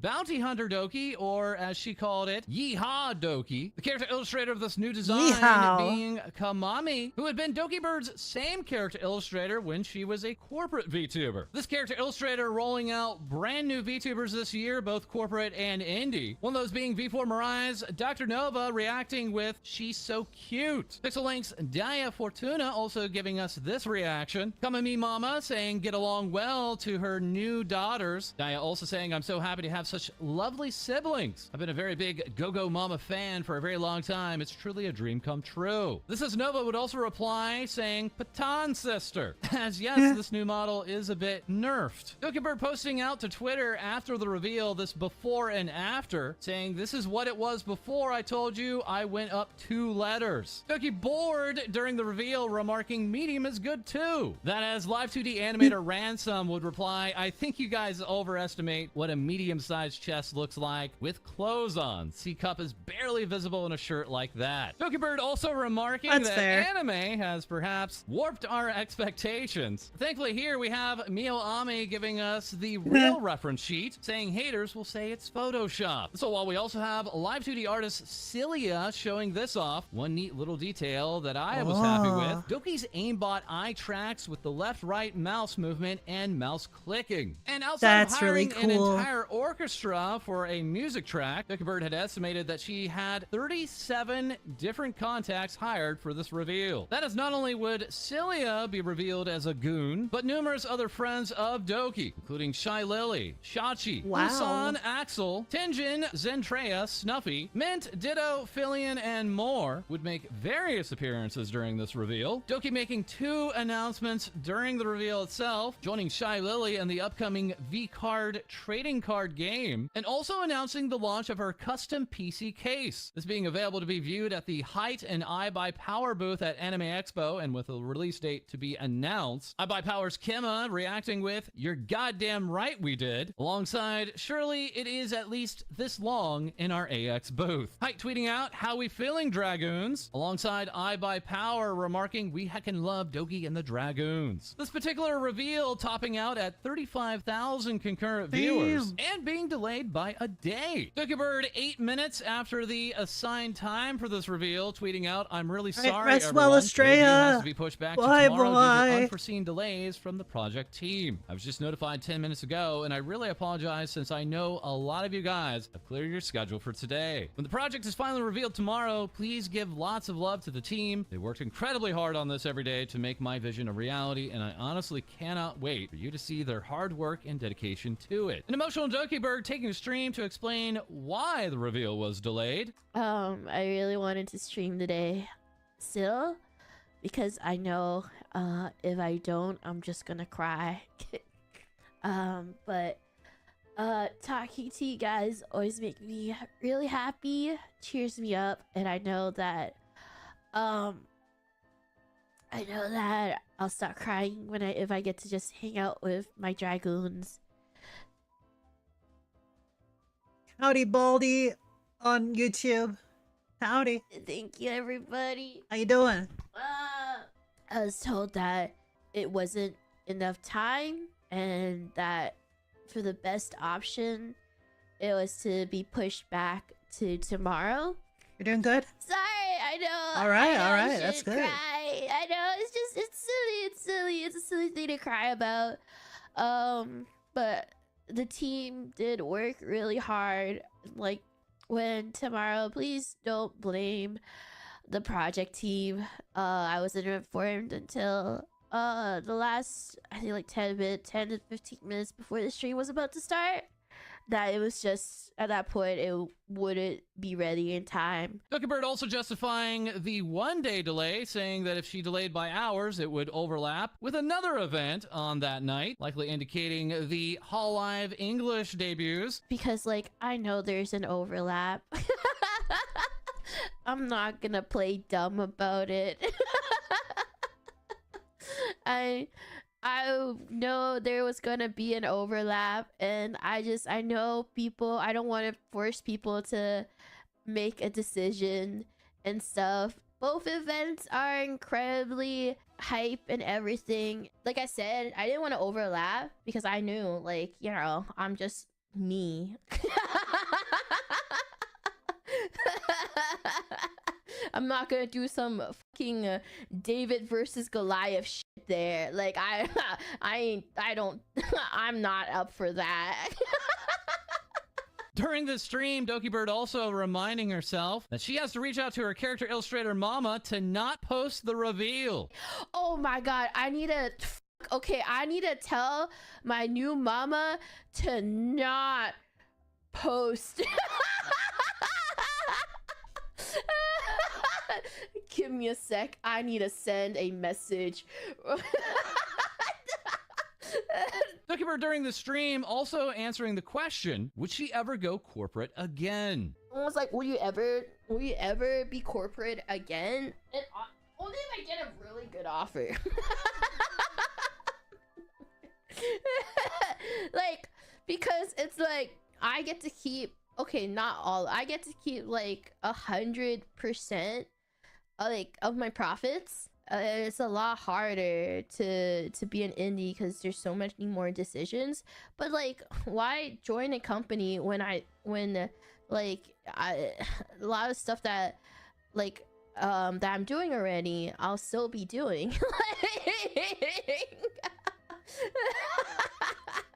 Reactions to this reveal flooding in, such as Pixel Link's Kana Yanagi reacting with I'm so happy. San saying she's so cute and silly. Mythos Apollo saying she's so cute OMG Doki. That is Bird also revealed a brand new logo, available to be seen on her brand new acrylic stand. Mochi reacting, looking at my bank account, having not enough to buy. Many considering this one of the most impressive reveals in all of VTuber history. Go Mama reacting with that was an absolutely gorgeous unveiling. As fan art that night would also be posted, including this juicy piece from Jen. No one here with yay. Father with this Doki. Lucky saying congrats on the new skin suit Doki. Nugget with the bounty is hers. And Matt giving us this wanted. Doki would also add a lot of dreams are coming true in July. Her birthday occurring on July 4th. Later saying my birthday will be a very special day. That's the only hint I'll give you. And Doki's been busy with other events, such as performing a watch along for Idol's Encore and announcing her very own world tour. Appearing at AVCon in Australia this weekend, also following up another appearance this weekend in Germany at Dokumi, then the next weekend appearing at the iBuyPower booth at Anime Expo, later making 2 Canadian appearances in August at both Anime Revolution and Anime-thon. Becoming announcing another top-class artist takes the stage. We welcome Bird on our VTube stage on Sunday. You have the chance to sing karaoke with her and ask her for your questions at the meet and greet. Anime Revolution also posting, hey Dragoons, Doki will be joining us at Anime Revolution. Don't miss your chance to spend the weekend chatting and singing karaoke with this multi-talented Canadian indie VTuber. This VTuber now with less than 2 weeks left, available for pre-orders on her YouTube's figure. Doki tweeting out, great news, I know there's lots of Dragoons in South Korea and Philippines, so I've convinced YouTubes to make an exception and open shipping there for the Doki drop. I always got you guys. And all of this coming after her official 3D model reveals. Doki remarking these models are now free to download and can be used for fan games, animations, and mods. Thank you to the creators for letting me publish them for the Dragoons. Cool. Bird during this reveal showing off the full body tracking. But yes, I have full body tracking right now. I'm sitting down because I want to know what it looks like when I'm sitting down. And I guess like... The second of these models being Croaky. Doki after the reveal saying, now that I have 3D models, I would love to work with some 3D animators for Doki Bites. This all while reopening her merch store, saying we finally have a real website now. Our new staff team worked to get this up and running. We're still working on the graphics, but the main bulk of it is done, and our very first voice pack is out. That being the Croaky voice pack. Oh. Doki in the past days receiving even more artwork. John giving us this I'm Happy. Pokey with Celebration Time. And Leon with more Doki ass. That's friend of Doki, RPR, would say it's time for another round of suffering. This says RPR would invite others, including Doki, to a 5,000 Stranova Invitational. Originally thinking this was for Overwatch 2, leading to Doki to name their team Overwatch 2, and leading to the Invitational to censor that name halfway in, as also joining that group was IPN. This gamer now officially revealing his VTuber model. Akimono remarking, I'm a VTuber mama now. Giving us this look and saying, congrats on your debut. I'm in charge of the design and model of IPN. Thank you so much for letting me be on this journey with you. Thought while Iron Vertex's Enma would show off this showcase. IPN after saying that's a wrap. Thank you guys so much for all the love for the debut. I was doubting myself so much, but by the reactions, you guys had a lot of fun, and that's all that matters. From the bottom of my heart, thank you. See you again soon. IPN before that reveal also posting just this once, since it's you. As now today, we also turn to Made Mint. From time to time, throwing up this jump scare image in her streams, and also recently receiving a good morning from Height. Mint remarking, Height stands for hug your tower every day. Maybe more to come between those two in the future. As Mint also has this announcement that she is officially a partner with GamerSupps. Use code BOOMER for 10% off your orders, saying I've been drinking so much of the anime girl thighs. That is Oshi Spark would also say summer's near, and what better way to start it off with your favorite VTubers. Go on a virtual vacation with Bao, Mint Phantom, Utana Pandora, and Miori Celesta on July 5th at the El Rey Theater. That's right, we have yet another VTuber concert happening around Anime Expo. Yulian posting, Delta might not be here yet, but here's Mint Pin Light. Less than a month until virtual vacation, so here's a custom light stick insert I worked on for the whiffs to use for the concert. Hope you like it. That, of course, referencing Metal Gear Solid Delta Snake Eater, which Made Mint is quite a fan of. All while Mint is also a fan of Doki Birds. Recently joining her for a stream of Hospital 666 saying we're dummies and we're running around being dummies. Complete with this shared brain cell moment. There's a 6 on every door. Was that always the case? I mean, I think so. I can't remember. Wait. Chat, do your part. Yeah, do your Come part, on. chat. This is a 4-player game. You're player 3 and 4.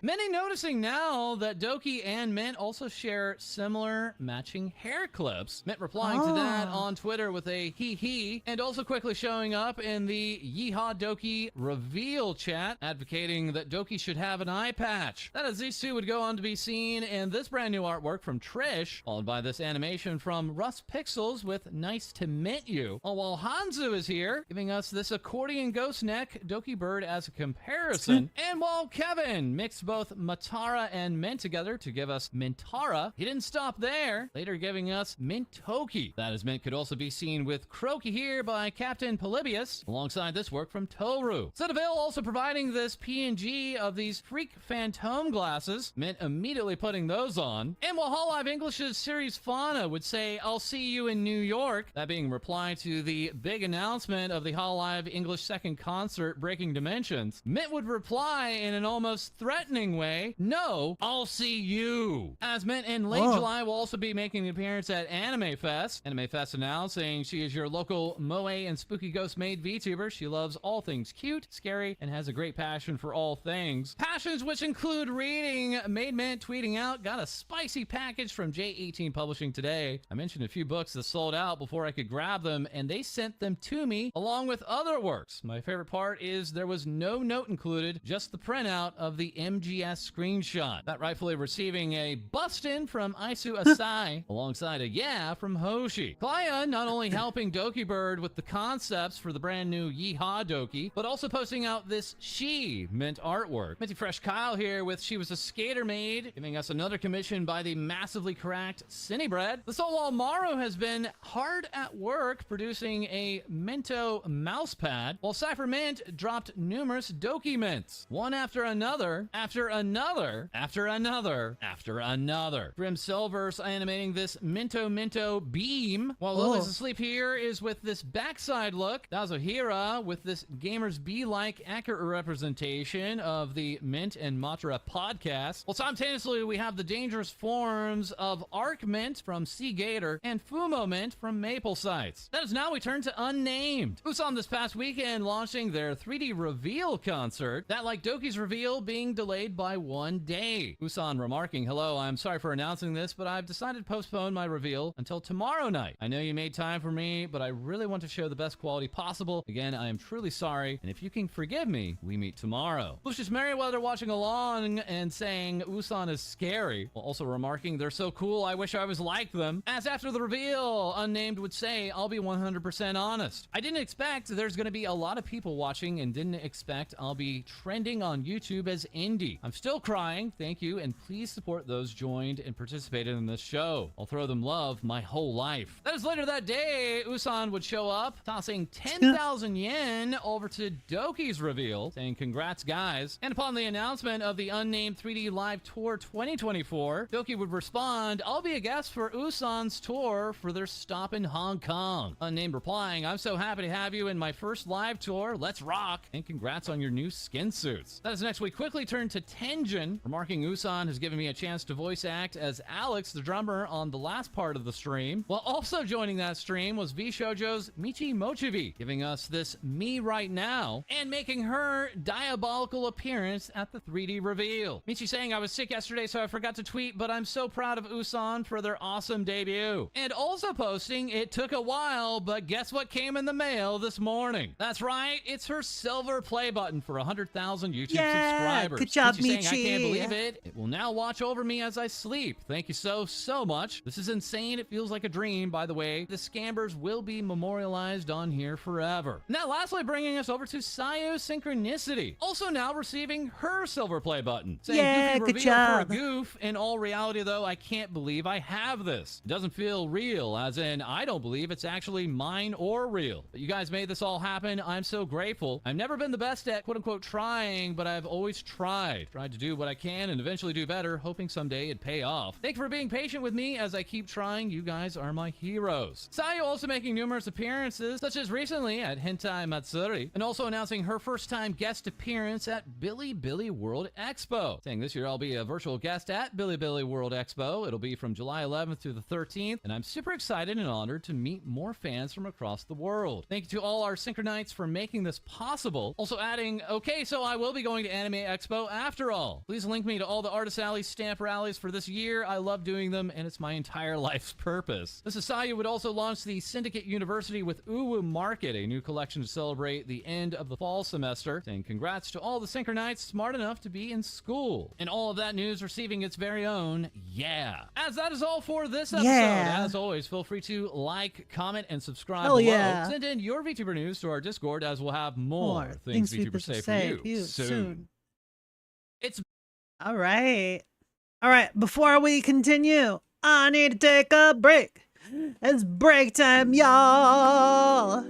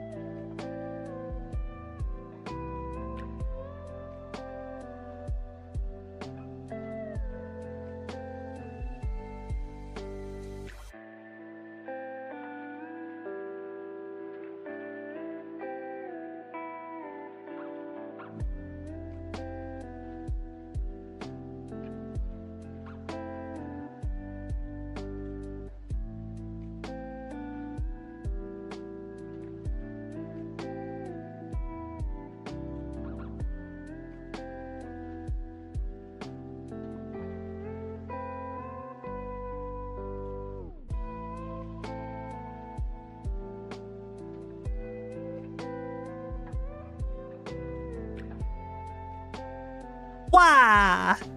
Blah, blah, blah, blah, blah, blah, blah. I have returned. I have returned. Oh my god.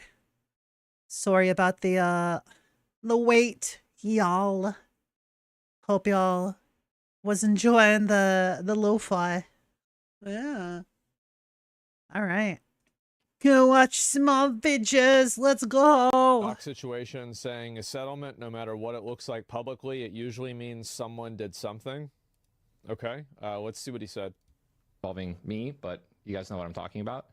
And I just got two things to say, and then we're just gonna move on and keep playing Fortnite. All right, number one. Anything involving a minor at all, no matter what it is, like is not okay. It's messed up, and it's illegal, and it's pretty simple. So especially if you, all right, I'm not gonna get too much into detail about that, but like, come on, it's a no-brainer, right?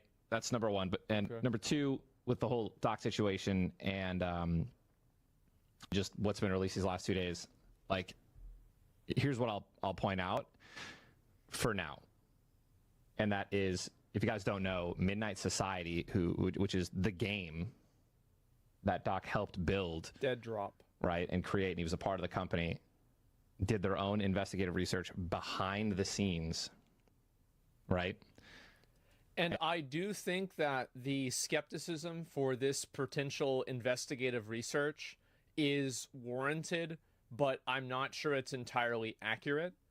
Because, like, whenever I think to myself, okay, you've been working with this guy for years, and you had no idea what happened, and then suddenly, within a 24-hour window, you did an entire investigation and figured out the truth, I can understand why people would... That's what I'm thinking. Yeah, no, I understand that, but I don't think that necessarily means anything. Because I could very easily see how the opposite could be true too, where as soon as the information is made public, they would know who to ask and what to ask about, and it's like, oh, okay, well, now I know where to look. There it is. But I can see... Thank you for the biddies. I think anybody seeing that... Thank you. It's very reasonable to feel suspicious about it. How you doing right now, Nate? And found enough. I hope you're doing good. Right? Found enough evidence to let him go from the company. Right? Not administrative leave, not we'll address this later.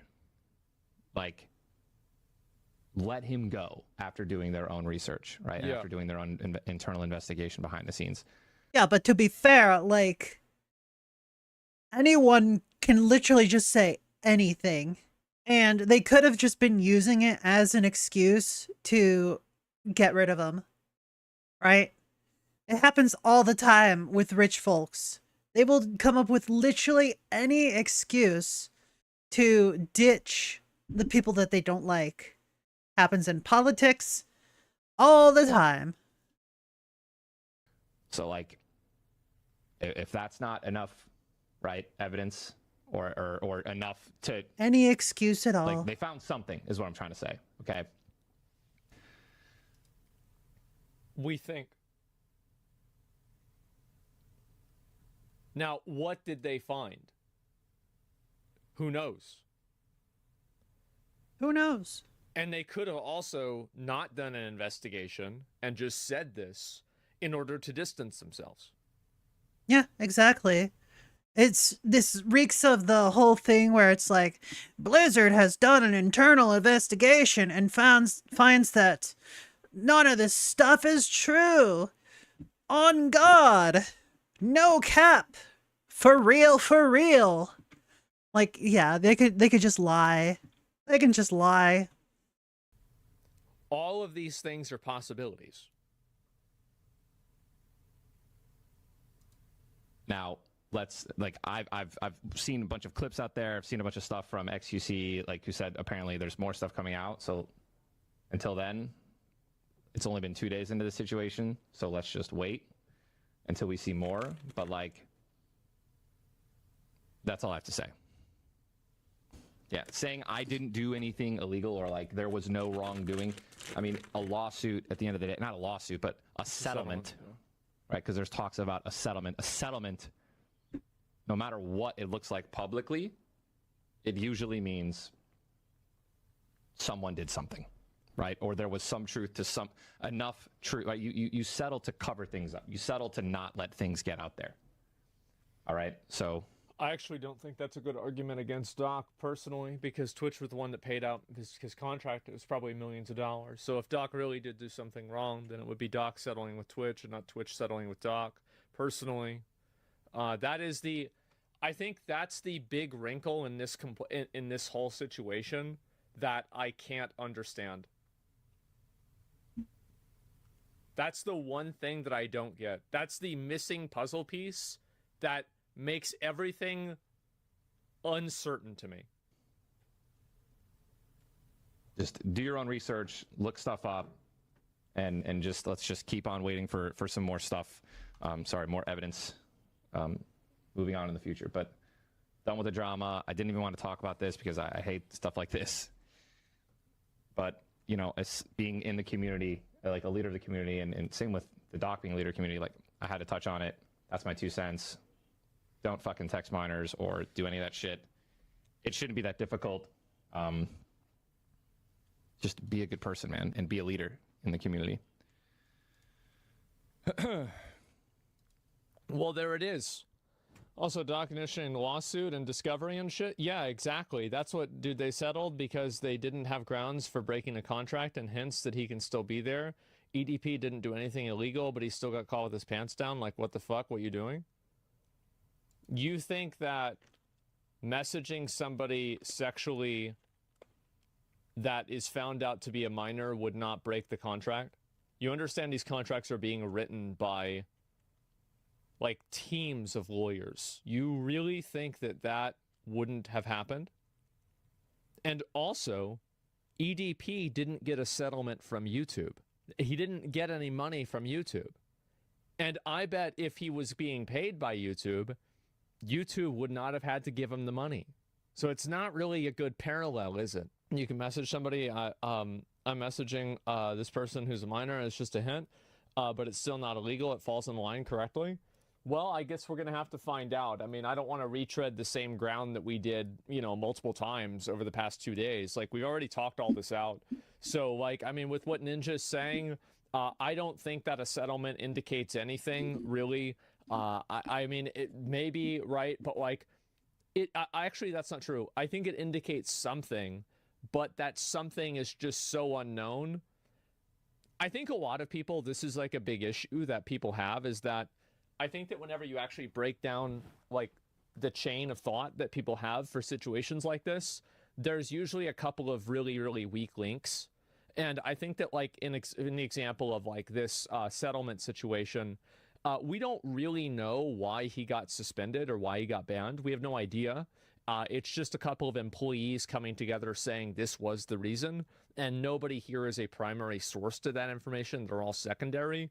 Then also during the settlement, Twitch gave him a bunch of money, and then Doc also initiated the lawsuit. So if he initiated the lawsuit, and then on top of that, there was no criminal proceedings at all for messaging a minor and then planning to meet up with them at TwitchCon, that's illegal just fundamentally. So like all of these things didn't happen. And I think that people kind of gloss over that just to come to whatever conclusion that they large email leak just released. Oh, really? Okay, let's see what happened. Yeah, basically, Doc was talking to a 17-year-old that he didn't know was 17. The message interpretations were interpreted negatively by people who didn't like Doc to begin with at Twitch. And Doc sued them because they broke data protection internal policy. And also that he sued them because he still didn't want it to get out because he was worried it would still make him look bad. And, yeah, what were the messages? Well, we're never going to know. Internally, the argument on their side became, why else would he be messaging someone that young, implying only a sinister perspective? For avoidance of doubt, there was no sexting as implied by a former Twitch employee. There were messages, but not of that nature. So if this is true, Doc didn't do anything wrong, really. Like, he didn't do anything wrong. Like, it's unequivocal. obviously fucking if. What do you mean if? What do you're emphasizing this?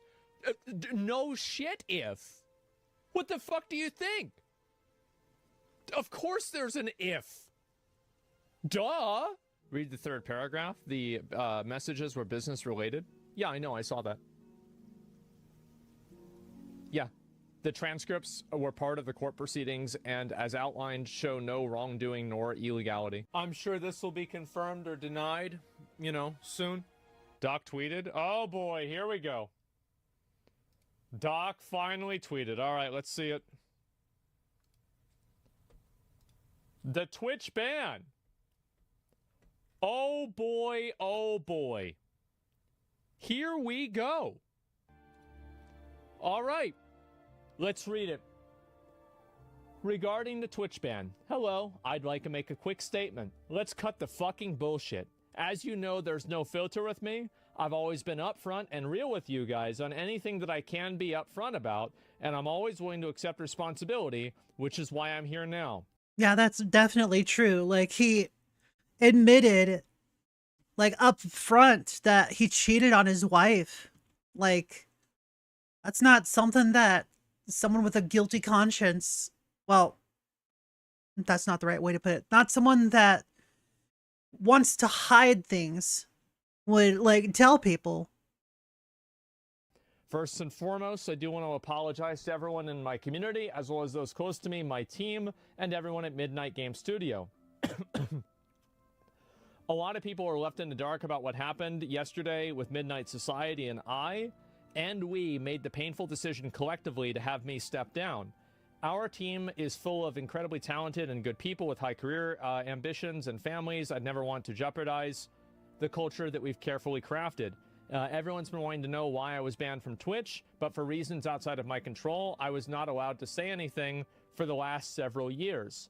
Now that 2 former Twitch employees have publicly disclosed the accusations, I can tell you my side of the story regarding the ban. Okay, here it is. As I said, I knew it was going to come out. Were there Twitch whisper messages with an individual minor back in 2017? The answer is yes. Were there real intentions behind these messages? Were there real intentions behind these messages? The answer is absolutely not. These were casual, mutual conversations that sometimes leaned too much in the direction of being inappropriate, but nothing more. Nothing illegal happened. No pictures were shared. No crimes were committed. I never met the individual. I went through a lengthy arbitration regarding a civil dispute with Twitch, and that case was resolved in a settlement. Let me be clear. It was not a criminal case against me, and no criminal charges have ever been brought against me. Now, from a moral standpoint, I'll absolutely take responsibility. I should have never entertained these conversations to begin with. That's on me. That's on me as an adult, a husband and a father, and it should have never happened. I get it. I'm not perfect, and I'll fucking own my shit. That was stupid. Now, with all this said, don't get it fucking mistaken. I've seen all the remarks and labels being thrown around so loosely. Social media is a destruction zone. I'm no fucking predator or pedophile. Are you kidding me? Anyone who knows me knows that I stand on these things with these types of people. Fuck that. That's a different level of disgust that I have from even hearing about. Don't be labeling me as the worst of the worst with your exaggerations. Get the fuck out of here with that shit. I think I've said what needed to be said for the ban itself. That's why Twitch made the decision in 2020. To my team and industry friends that I've supported me, I apologize. I wish I could have said this all sooner. You guys have always showed me love throughout the years, and I love you guys can't imagine. I have the fucking best community in the circle. It's made you uncomfortable. I get it. You don't have to support me anymore, but just know that I've always appreciated you. But trust me whenever I say this, to all my haters that live and breathe social media with no real-life social experience, I don't give a fuck about you. Finally, if you're uncomfortable with this entire statement and think I'm a piece of shit, that's fine, but I'm not going anywhere. I'm not the same guy that made this mistake years ago. I'm taking an extended vacation with my family, as mentioned on stream, and I'm coming back with a heavy weight lifted off my shoulders. They want to make me disappear. Yeah, fucking right. Did he know that they were a minor? Like, that's kind of a big deal to me, right?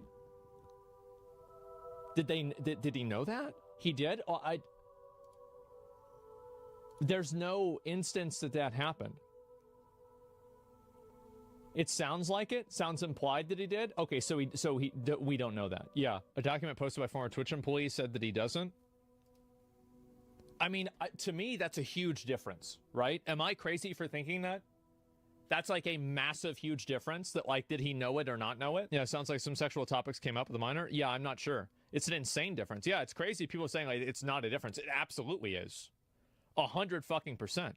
He clearly knew it? Well, I don't know. He just edited the tweet and took the minor part out. Let me see.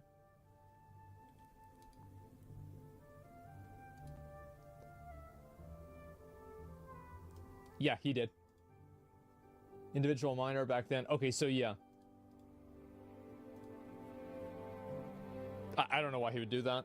I just want to know if he knew, right? I mean, like, did he know that? How old was the person? If he was so bothered, he should just publish the content of the messages. He can't, because he can't access his Twitch account.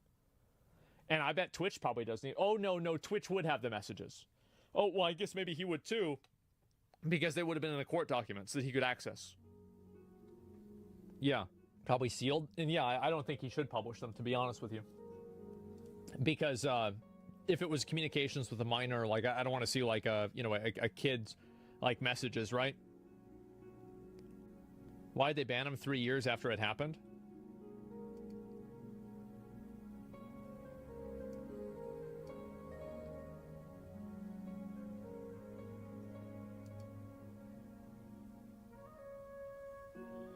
He edited it back.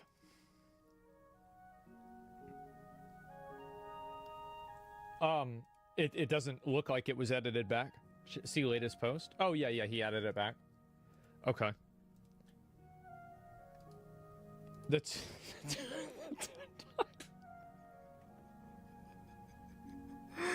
Oh god. Oh, the 2-time. Holy shit. Okay. Yeah, it's kind of shocking that, like, after all of these years, we finally know. I don't know what constitutes as inappropriate in American law. Sexting, do we really not know what he wrote? Also, do we... pretty sure explicitly sexting minors is legal, so if Doc was not prosecuted, he likely did not explicitly sex them. Yeah, I don't know, man. Like, that seems... It's very... Yeah. I don't know anything of the incident. I'd say it's definitely weird. I mean, I'll tell you that for sure, right? It's obviously weird. Now, like, if he had no idea that it happened and, like, he didn't know this person was a minor, like, yeah, he's still an idiot for doing it for sure, but, like, it takes, like, the bad scale from, like, I don't know. Like, it takes it down a number of notches to me, right? Because, like, doing something with intent is very different than doing it unknowingly. And, like, that's literally the basis of the law is intent, right? And so I think that's a pretty important component here. And I wish I knew what the answer to that was. So Twitch can spy on us like that? Yes. Absolutely. Well, yeah. You should never expect Duh. any messages that you do on, like, on a social media website. Like, absolutely. It's not even a question. Well, yeah, it's a very simple thing. Who owns the servers for those social platforms? The social platforms do. That means at all times they have access to every single message that has been sent on that platform. With Twitch, it's the whispers. With Facebook, they've got their messages and their posts. Discord, every single channel, every single whisper, direct message, DM, that's the word. None of your direct messages are secure. The closest you'll get to a secure direct message is like passing notes in class. That's the closest you'll get, and even that isn't foolproof because someone could just take that. Right? There's no real expectation of privacy because, well, it's just not really feasible. Simple as that. Yes. whether that's on Twitter or Twitch or Yeah, anything. Twitter as well. Absolutely. Twitter, X Twitch, can, of course they can. YouTube. Not only can they, but in a lot of cases, they're obligated to. Like, you know that they have, like, algorithms for detecting, like, pictures and, like, if something is, like, a, you know, form of porn or something like that. They use that for DMs as well. They do. Like, and it's the same thing with, like, threats, like terrorism. Yeah, there's trigger words. Absolutely. There's never been an expectation of privacy in DMs from the company that you're DMing the person on. Unless it's explicitly stated that you have that expectation, then you don't. And I think that, in fact, in most cases, it's explicitly stated that you don't.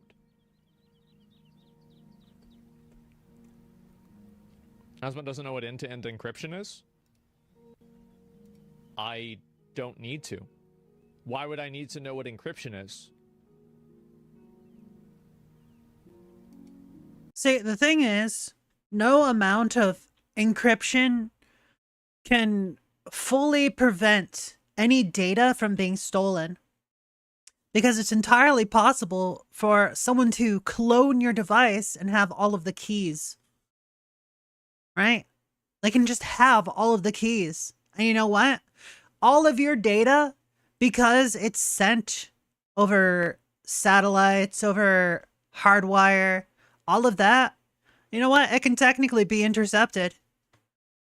Yeah. No data is actually safe. So stop expecting that it is. Yeah, I'm very confused. What does that have to do with Twitter? People really think they have privacy rights on social media platforms? I don't know what they're thinking, but yep, there it is. As I said, I think that this is,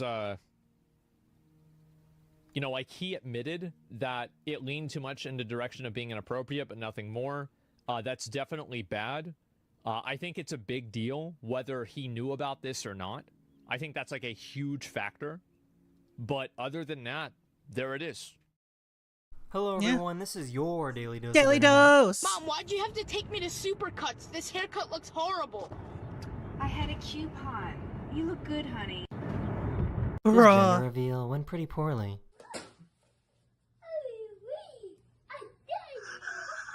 Uh-huh.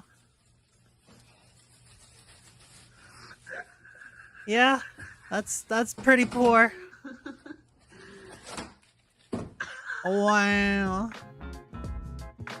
Can people just, like, stop doing gender reveal parties? It's so cringe.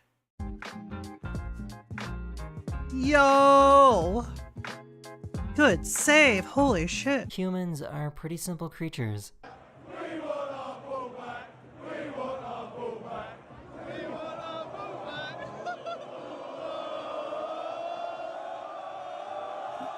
Oh! Oh, that's cute. Aww. Aww. Little kitty cat. Oh, bird. It windy.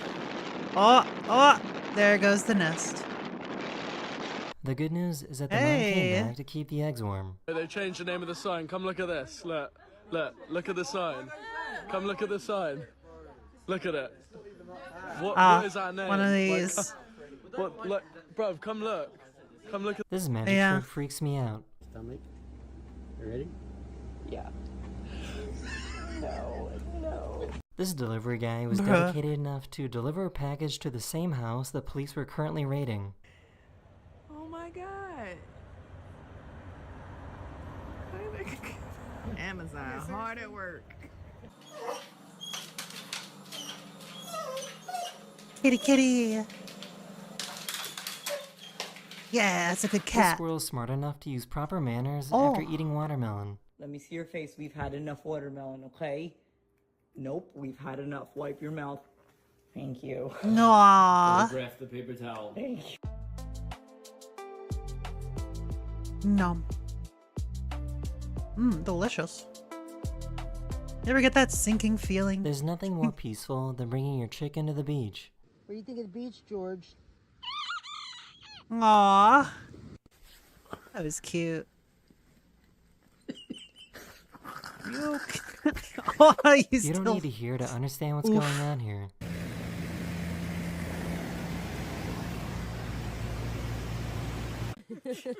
Oh. Oh. That's the big one we came for right there, guys. Oh my god. Oh, and the hook Yo. pop. Woo! The net broke. Nice. Banui. Oh. Is that a good dog? That is the end Aww. of this video. We hope you enjoyed. Cute. And I'll see you guys again very, very soon. Later. The AA game market is quickly becoming a beacon of hope when AAA games continually fall flat.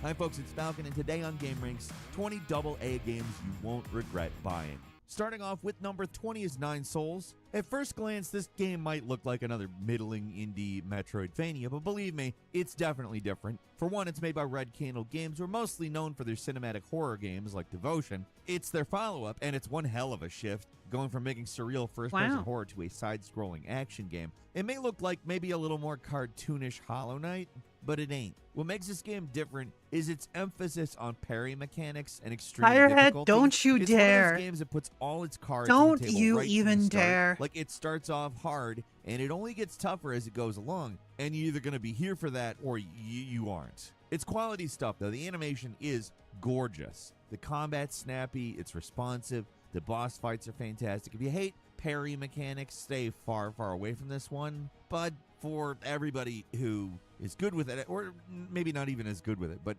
likes it, for everyone who's okay with parry mechanics, it's one of the best games in recent memory. At number 19 is still Also, how you doing, Stimpy. Pyrehead? The first half of 2024 has been pretty good for indies. Hope you're and doing well. AAs. We've been swimming in them, and they don't stop coming. Every week, They Valve don't stop releases a coming, new and they tidal don't wave stop of coming, and they games don't that stop no coming, human and they being don't would stop possibly coming. Find the amount of time to play all of them, except us, obviously. We play everything. That's the Game Ranks difference. Enjoy Game Ranks. Editor, use AI to generate a vintage Coke ad, but instead of Coca-Cola, the bottle says Game You just Ranks. ate dinner? You're welcome, Hell everyone. yeah. Anyway, developed by the Chinese Room, the guy's responsible for stuff like Dear Esther, Amnesia, A Machine for Pigs, Oh, it's and this. bizarrely now Vampire the Masquerade Oh. Bloodlines 2. We'll see how that works out. Still Wakes the Deep is a game that is much more in these guys' wheelhouse. It's a first-person horror game set on a destroyed oil rig. I I'm here absolutely for would the not horror, play but, this, it but can't be denied just how beautiful this I would game definitely is. watch It's someone play easily it. hitting AAA levels of visual fidelity. There's just no room with major publishers for smaller, more cinematic games like this, though. The important thing to know is that it's not Alien Isolation. It's definitely more of a linear, story-driven experience. More of a game than their other horror games, which are very much walking simulators. There's some mechanics that definitely put it in a more skill-based area, but maybe not necessarily as heavy as other certain horror games. It is more limited, but the writing is very good, and the visuals are astounding. So if you go with the right expectations, this is an impressive game. You know what else is very good? And number 18 is Chat. Dread Delusion. This Get game God, developed chat. by You're a very awesome. small amount of people. Looks like an indie, but it's got aspirations of a AAA rather than the usual fare you get from small studios. Thank you for This the game head wants to be nothing pat. less than a How you spiritual doing, successor to boning games like Valkyrie? Morrowind. How's They my wanted to make a honey Bethesda-style bun? RPG, and amazingly, they actually succeeded. Player agency is the name of the game. You build the character however you want. You can be a wizard, a warrior, Neat. a sneaky thief who can climb buildings and lockpick doors, talk your way out of situations, use lore to uncover ancient secrets, blah, blah, blah. There's so much stuff you can do. And it's all set in a free-form environment where you can explore however you want. It's not nearly as Post huge as Royale Morrowind, recovery? but the exploration Oh. is top-notch. The world, which is made up of floating islands, is Fair all enough. handcrafted with these unique, beautiful dungeons, carefully designed enemy encounters, and the Oh. combat is maybe nothing to write home about. Like, you understand what you're getting, understanding it is a Bethesda-like, but it does add a necessary layer of challenge to all the questing. Another positive here is that the story is absolutely bizarre. You're an agent of the Inquisition, who in this world are god hunters, Inquisition. secular inquisitors. What up, Everything's show? just crazy. It's super freaky looking, okay? It's amazing. It's one of the strangest, most fascinating worlds I've ever seen. The gods are hunted and their followers work in secret. If you can get past the purposefully abrasive visuals, there's a ton to like here. And number 17 is another Crab's Treasure, another game that looks very indie, but the production and scope Yeah, make it Crab AA. Souls. You've probably seen the memes. It's the Crab-like, a Soul-style game where you play as a crab. And that might sound like a one-joke premise, but this game is way more than that. What makes this one different from the many other Souls games out there is how it's more of an action platformer hybrid. You're going to be doing a lot of precision jumping, climbing, and grappling to get around, and it does it well, gives it a very distinct flair. The combat's very good too. As a hermit crab, you'll be able to find any junk in the environment to wear as a shell. Every soda can, every shot glass, a shoe, it all has different defensive properties as well as a special ability. It's basically this game's Ashes of War. It's a great system that adds tactical depth in how you engage enemies. It's also surprisingly tough. It's obviously easier than many of From's games, but I'd say it is harder than a lot of other Souls-likes out there. It's got a big world, a lot of bosses. It's surprisingly dark and bitter in terms of story, which for me is a big plus. But if you're a diseased Souls-liker, if you are afflicted with liking Souls games, this is one you got to try at least. And number 16 is Lorelei and the Laser Eyes, another indie developer who's stepping into the world of AA. Simogo are the guys who made the indie darling Sayonara Wild Hearts. They're doing something similar here with Lorelei. It's a heavily stylized mood piece, but it takes it a step up from the previous game with the gameplay. It's a puzzle game set in a huge Resident Evil-style mansion. It's a game with horror elements, but I wouldn't call it a horror game. Vibes are what I'm going to say pure Killer 7. Nervy, off-kilter, weird energy. You wander around, solve puzzles, create shortcuts, try to find answers to this really visually inventive and unique location, and there's laser eyes in there somewhere. It's one of those games that's best played spoiler-free, so all I'm going to say is check it out if it looks appealing to you. And number 15 is Banisher's Ghosts of New Eden. This is a AA ass of a AA game as one can get. When I think of AA, this is what I think of. It's not quite up there with the big boys, but it's playing around in a genre usually exclusive to major studios. In this game's case, basically a God of War reboot-like. It's very different in a lot of ways, but the combat, exploration, and the crafting and collecting, very similar to Santa Monica Studios' work. But I'm not trying to sell this game short. I expected something a lot less ambitious, like maybe another Vampire, the developer's previous game, but Banishers has so much more going for it. Set in the colony of New Eden and the surrounding environment, you play as a Banisher, a guy responsible for investigating and banishing ghosts. The ghost cases are the game's strongest feature. Each investigation is well written and interesting, and a lot of people force you to confront difficult topics. It's up to you to decide how to resolve things. It's like a hybrid between God of War and a full RPG, because there's so many decisions to make, and they can make a huge effect on the state of the world and the characters in it. The combat is a little more divisive. Personally, I like the character swapping gimmick, but some people find it frustrating. I get it. If you're just there for the story, though, turn on the combat difficulty. But I will say, try to engage with it first. It takes a little getting used to, but I ended up really liking it. And number 14 is Unicorn Overlord. It's not the kind of game I normally think of with AA's, but it's not an indie, and it's not a Final Fantasy VII Remake tier RPG. So what is it? Vanillaware has been a AA developer since before the term was even coined. They've always been a kind of second stringer doing amazing work. 13 Sentinels, Aegis Rim might be the game that people sit up and take notice, but at Unicorn Overlord, it's probably their best all-around game. Combining an open-world RPG with a real-time strategy type thing. There's things that this game is like, but somehow it's very unique. The biggest draw for me is the unit builder, where you can mix and match units together to form a single unit of up to 5 members. Each individual character has their own strengths and weaknesses, so unit building is all about maximizing strengths and shoring up weak areas. It's a game with a ton of tactical depth, but it's also fairly forgiving for new players. Battles are fast, and you can actually grind for experience on the fully explorable world map. There are side quests and mini games. It's much more than your standard strategy game, which is usually just a linear series of battles and nothing else. The story, pretty basic, no Final Fantasy tactics or anything, but everything else is very good. If you like tactics games anyways, then this is one of the best. And number 13 is Indica. In a year with Lorelei and Laser Eyes, this game is somehow the weirdest thing to come out. I mean, it's saying something to say that, too. Published by 11-Bit Studios, who are definitely an indie/mid-budget house. Indica is a game where you play as a nun in the 19th century, which might make you think it's some kind of dour history game, but no. It's not that. It's wild as hell. This is another game where it's best to go in blind, but the visuals are really impressive, and the story is beyond bizarre in the best possible way. It seems like it's going to be a walking simulator, but it's so much more than that. It's relentlessly linear, so it's definitely a story game above everything else, but it takes some unbelievable turns that you just have to experience for yourself.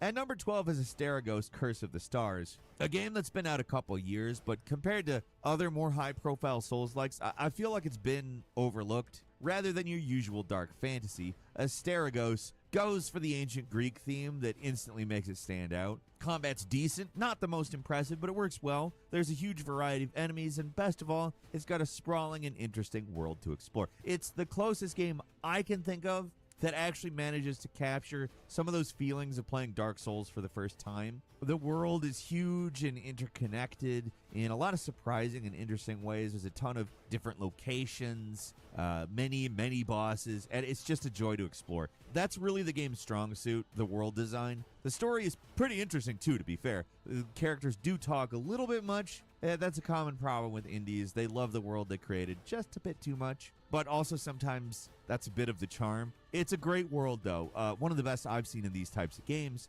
And while it can be a little rough around the edges, the passion the devs put into the project really shines through. And number 11 is American Arcadia, another game that's easy to write off as another indie side-scroller, but the presentation is much more ambitious than it might initially appear. There's multiple gameplay styles, there's songs written just for the game, little cartoons, this whole elaborate backstory. It's a bigger and bolder game than the Truman Show ripoff it initially appears to be. Yes, there is the usual cinematic platform you see in all sorts of indie games, but then there are these first-person segments where you control the woman helping from the inside. They do some really creative stuff, cross-cutting between the two characters. It's another game where it's better to just go into it without knowing a lot, because it is very story-driven. But check it out if you have any love for modern cinematic platformers like Inside. It will scratch that itch. And number 10 is Remnant 2. The first Remnant was a bizarre and risky idea, a Souls-like third-person shooter with roguelike elements. Remnant. Sounds like a disaster, but it Let's actually go. worked, and the sequel is better, even. There's a strong undercurrent of mystery to this game. There's a lot of secrets tucked away in the darkest corners of the world, and the random element obviously makes finding this stuff even trickier. The devs really wanted to create some unique and memorable scenarios, so no two playthroughs are exactly alike. One player might experience this crazy event, while another player gets something completely different. A very unique approach to this sort of game, which is already fairly unusual because the focus on long-range combat.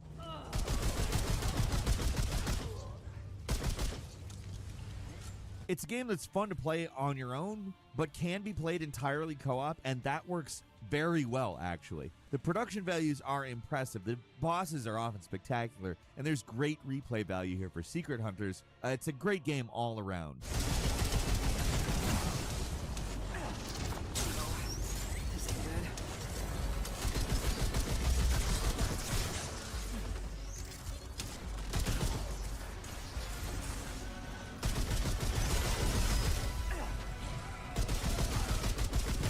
And number 9 is Ghost Runner 2. It's Ghost Runner 1 more. I don't know if the first Ghost Runner was AA, but the sequel absolutely is. Huge variety of locations compared to the first game. More variety in gameplay styles, improved bosses, better production values. The story is a pretty clear improvement from the original game. I mean, it's not a lot longer than the first game, but there's a lot more to it. Like, your allies have actual models now. There's a motorcycle, which allows for some amazing set-piece moments. Aren't they supposed to be shut? I don't think he cares about safety regulations. I mean, can he even open it? We'll find out, won't we? The new combat abilities are maybe a little more divisive. Certain people prefer the purity of the combat in the first game, but I personally like the changes. Having an actual block button is a godsend. If you liked the first game, it's more the same, but bigger and with a clearly bigger budget also. It's still the closest thing we have to a first-person Hotline Miami, and it does it really well.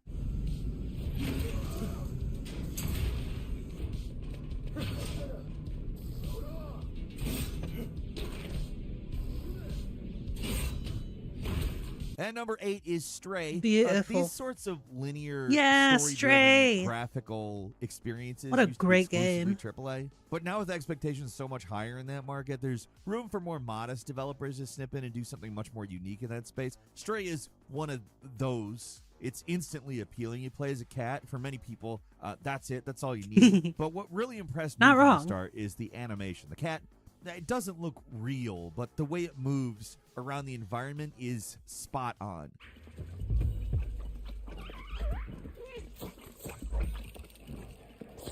The story's interesting, too. Your cat got separated from their family. You're forced to navigate through the dangerous streets of this seemingly abandoned underground city. It's well-paced. It's fun. It doesn't get too challenging, but it stays engaging throughout. It's not always completely linear, either. Sometimes the game opens up and lets you explore and just be a cat for a while, and that is a lot of fun. It's not It mechanically sure complex is. or anything, but it's an experience that's really satisfying.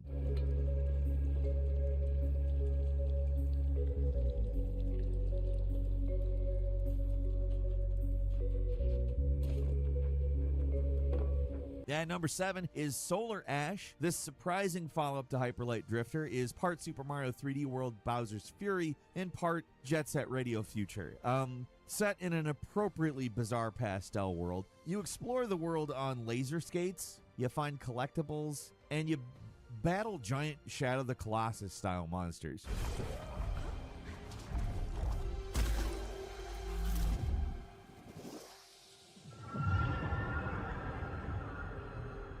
It's a whole lot going on at once, but the central movement mechanics are so good that it really works. It's a very gameplay-focused sort of thing. There is a story, and it's not pure nonsense, but the real fun here is figuring out how to navigate the environment using your abilities. If you like a game with a good rail pretty grind, cool. Solar Ash is where to go. It's a very fun and very unique game, completely different from Hyper Light Drifter, but I'm not saying that in a bad way, and honestly, there's stuff about it that feels right at home with that sort of thing anyways. I can't say enough good about Solar Ash, honestly.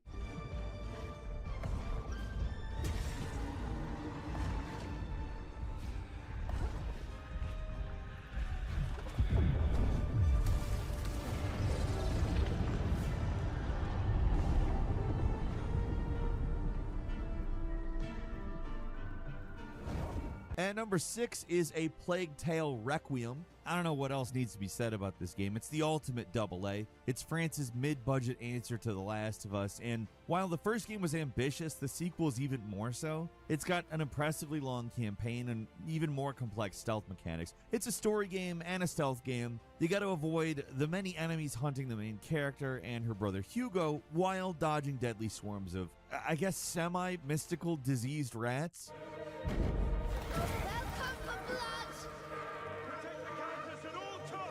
There's your blood! Let the rats eat them! What are you doing? We're making you pay! Keep going, Hugo! Whoa! What? What is that? Stop!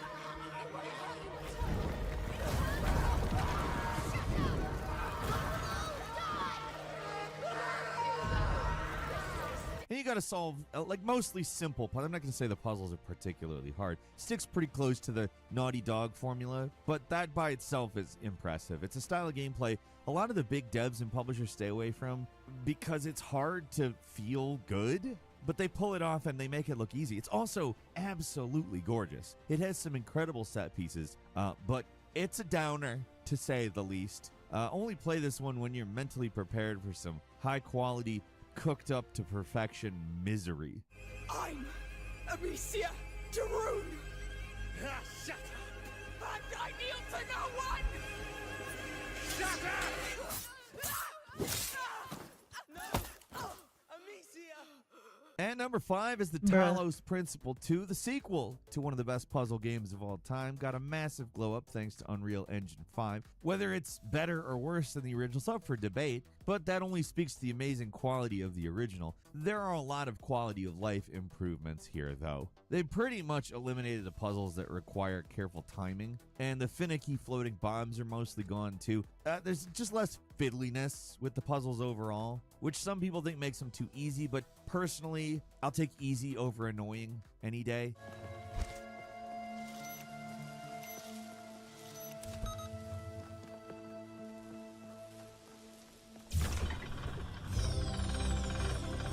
Excellent. Yay! The story's interesting too, bringing up complex philosophical themes that are tackled with intelligence and compassion. And hey, if you think the base game's too easy, there's the Road to Elysium expansion. Look at the trailer for that thing. The puzzles look completely insane.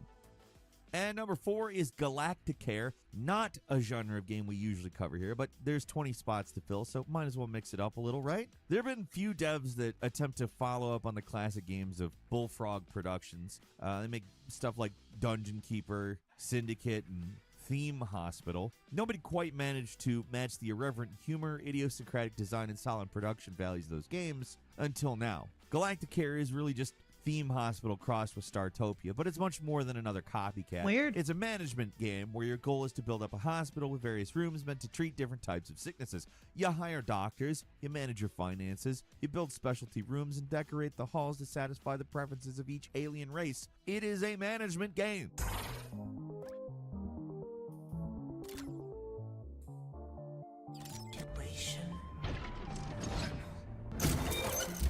I do somewhat like management games.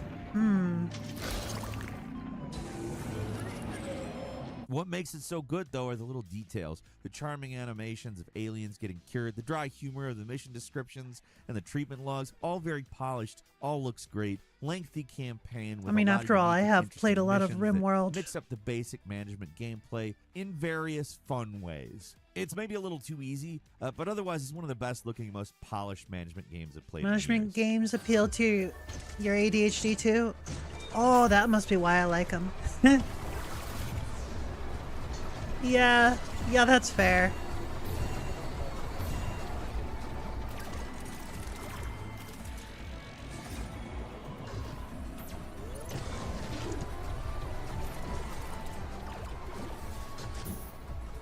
And number 3 is RoboCop Rogue City. Most of the time, these sort of belated tie-in games are terrible. Just look at the Rambo game made by these developers. For most devs, the first game is make or break. And for anyone else, a game as terrible as Rambo would break the studio. But somehow they managed to bounce back with a surprisingly decent Terminator game, which they then followed up with an even better RoboCop game. It's one of those games that can one moment look almost photorealistic, and in another, its AA roots are very, very obvious. It's far from a perfect game. The shooting's basic, and you're mostly going to be using the same gun in every situation, but it somehow still works, like, really well, actually.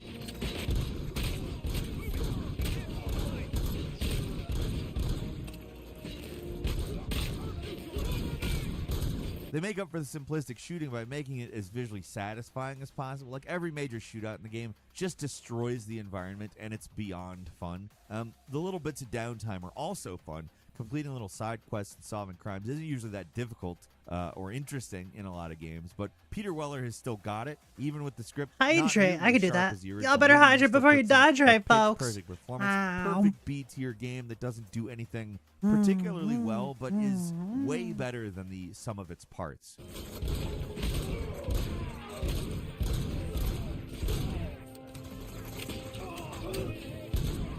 And number 2 is Evil West. I'm not going to stop beating this drum. Opinions on Evil West somewhat divided, but to me it's a pretty great 7 out of 10 AA game. Sort of a mid-level action game. You don't see that often, particularly anymore. Now we're seeing maybe a little bit more games like this pop up because people are really sort of honing in on the idea that you don't have to spend a ludicrous amount of money to make something that's quite good. And the old gaming ways are missed by many in the age of the live service. But this was at the beginning of that sort of realization, and it was at the time really a breath of fresh air. Cowboy going around fisting all of these evil dudes.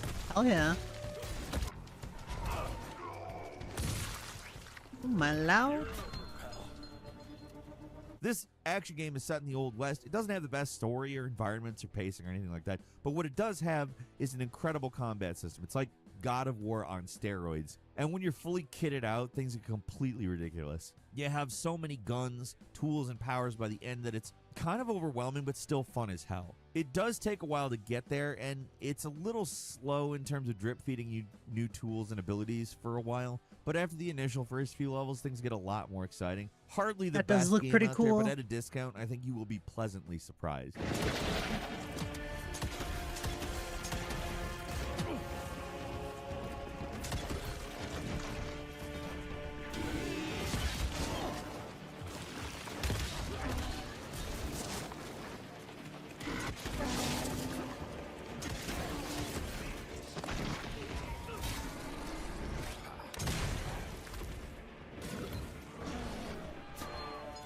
And finally, at number 1 is Sifu. Bar none, yeah. the best hand-to-hand action game out there. The combat in Sifu is visceral, responsive, and lightning fast. No other game makes you feel as much like a kung fu master as this one. It's a game that's extremely difficult, but once you master it, there's just nothing else like it. It's relatively short, to be fair. It's closer to a beat-em-up than an action game, but the intense difficulty and the roguelike elements make it so it's going to take longer to beat than, it would seem, I guess. You never really get through it on a single run, not until you've had hours and hours of progress. The game is designed around the fact you're going to die a lot, and it builds its central mechanic around that. Every time you die, you come back a little older. The more you die, the more it multiplies. You get too old and you die for real, and you have to start over. The older you get, the less health you have, but the more damage you dish out, so it's not all bad, just mostly bad. It is pure combat, and the unique mechanics and dynamic battles are so good, it never gets boring. It is a great game, extremely hard, but so much fun.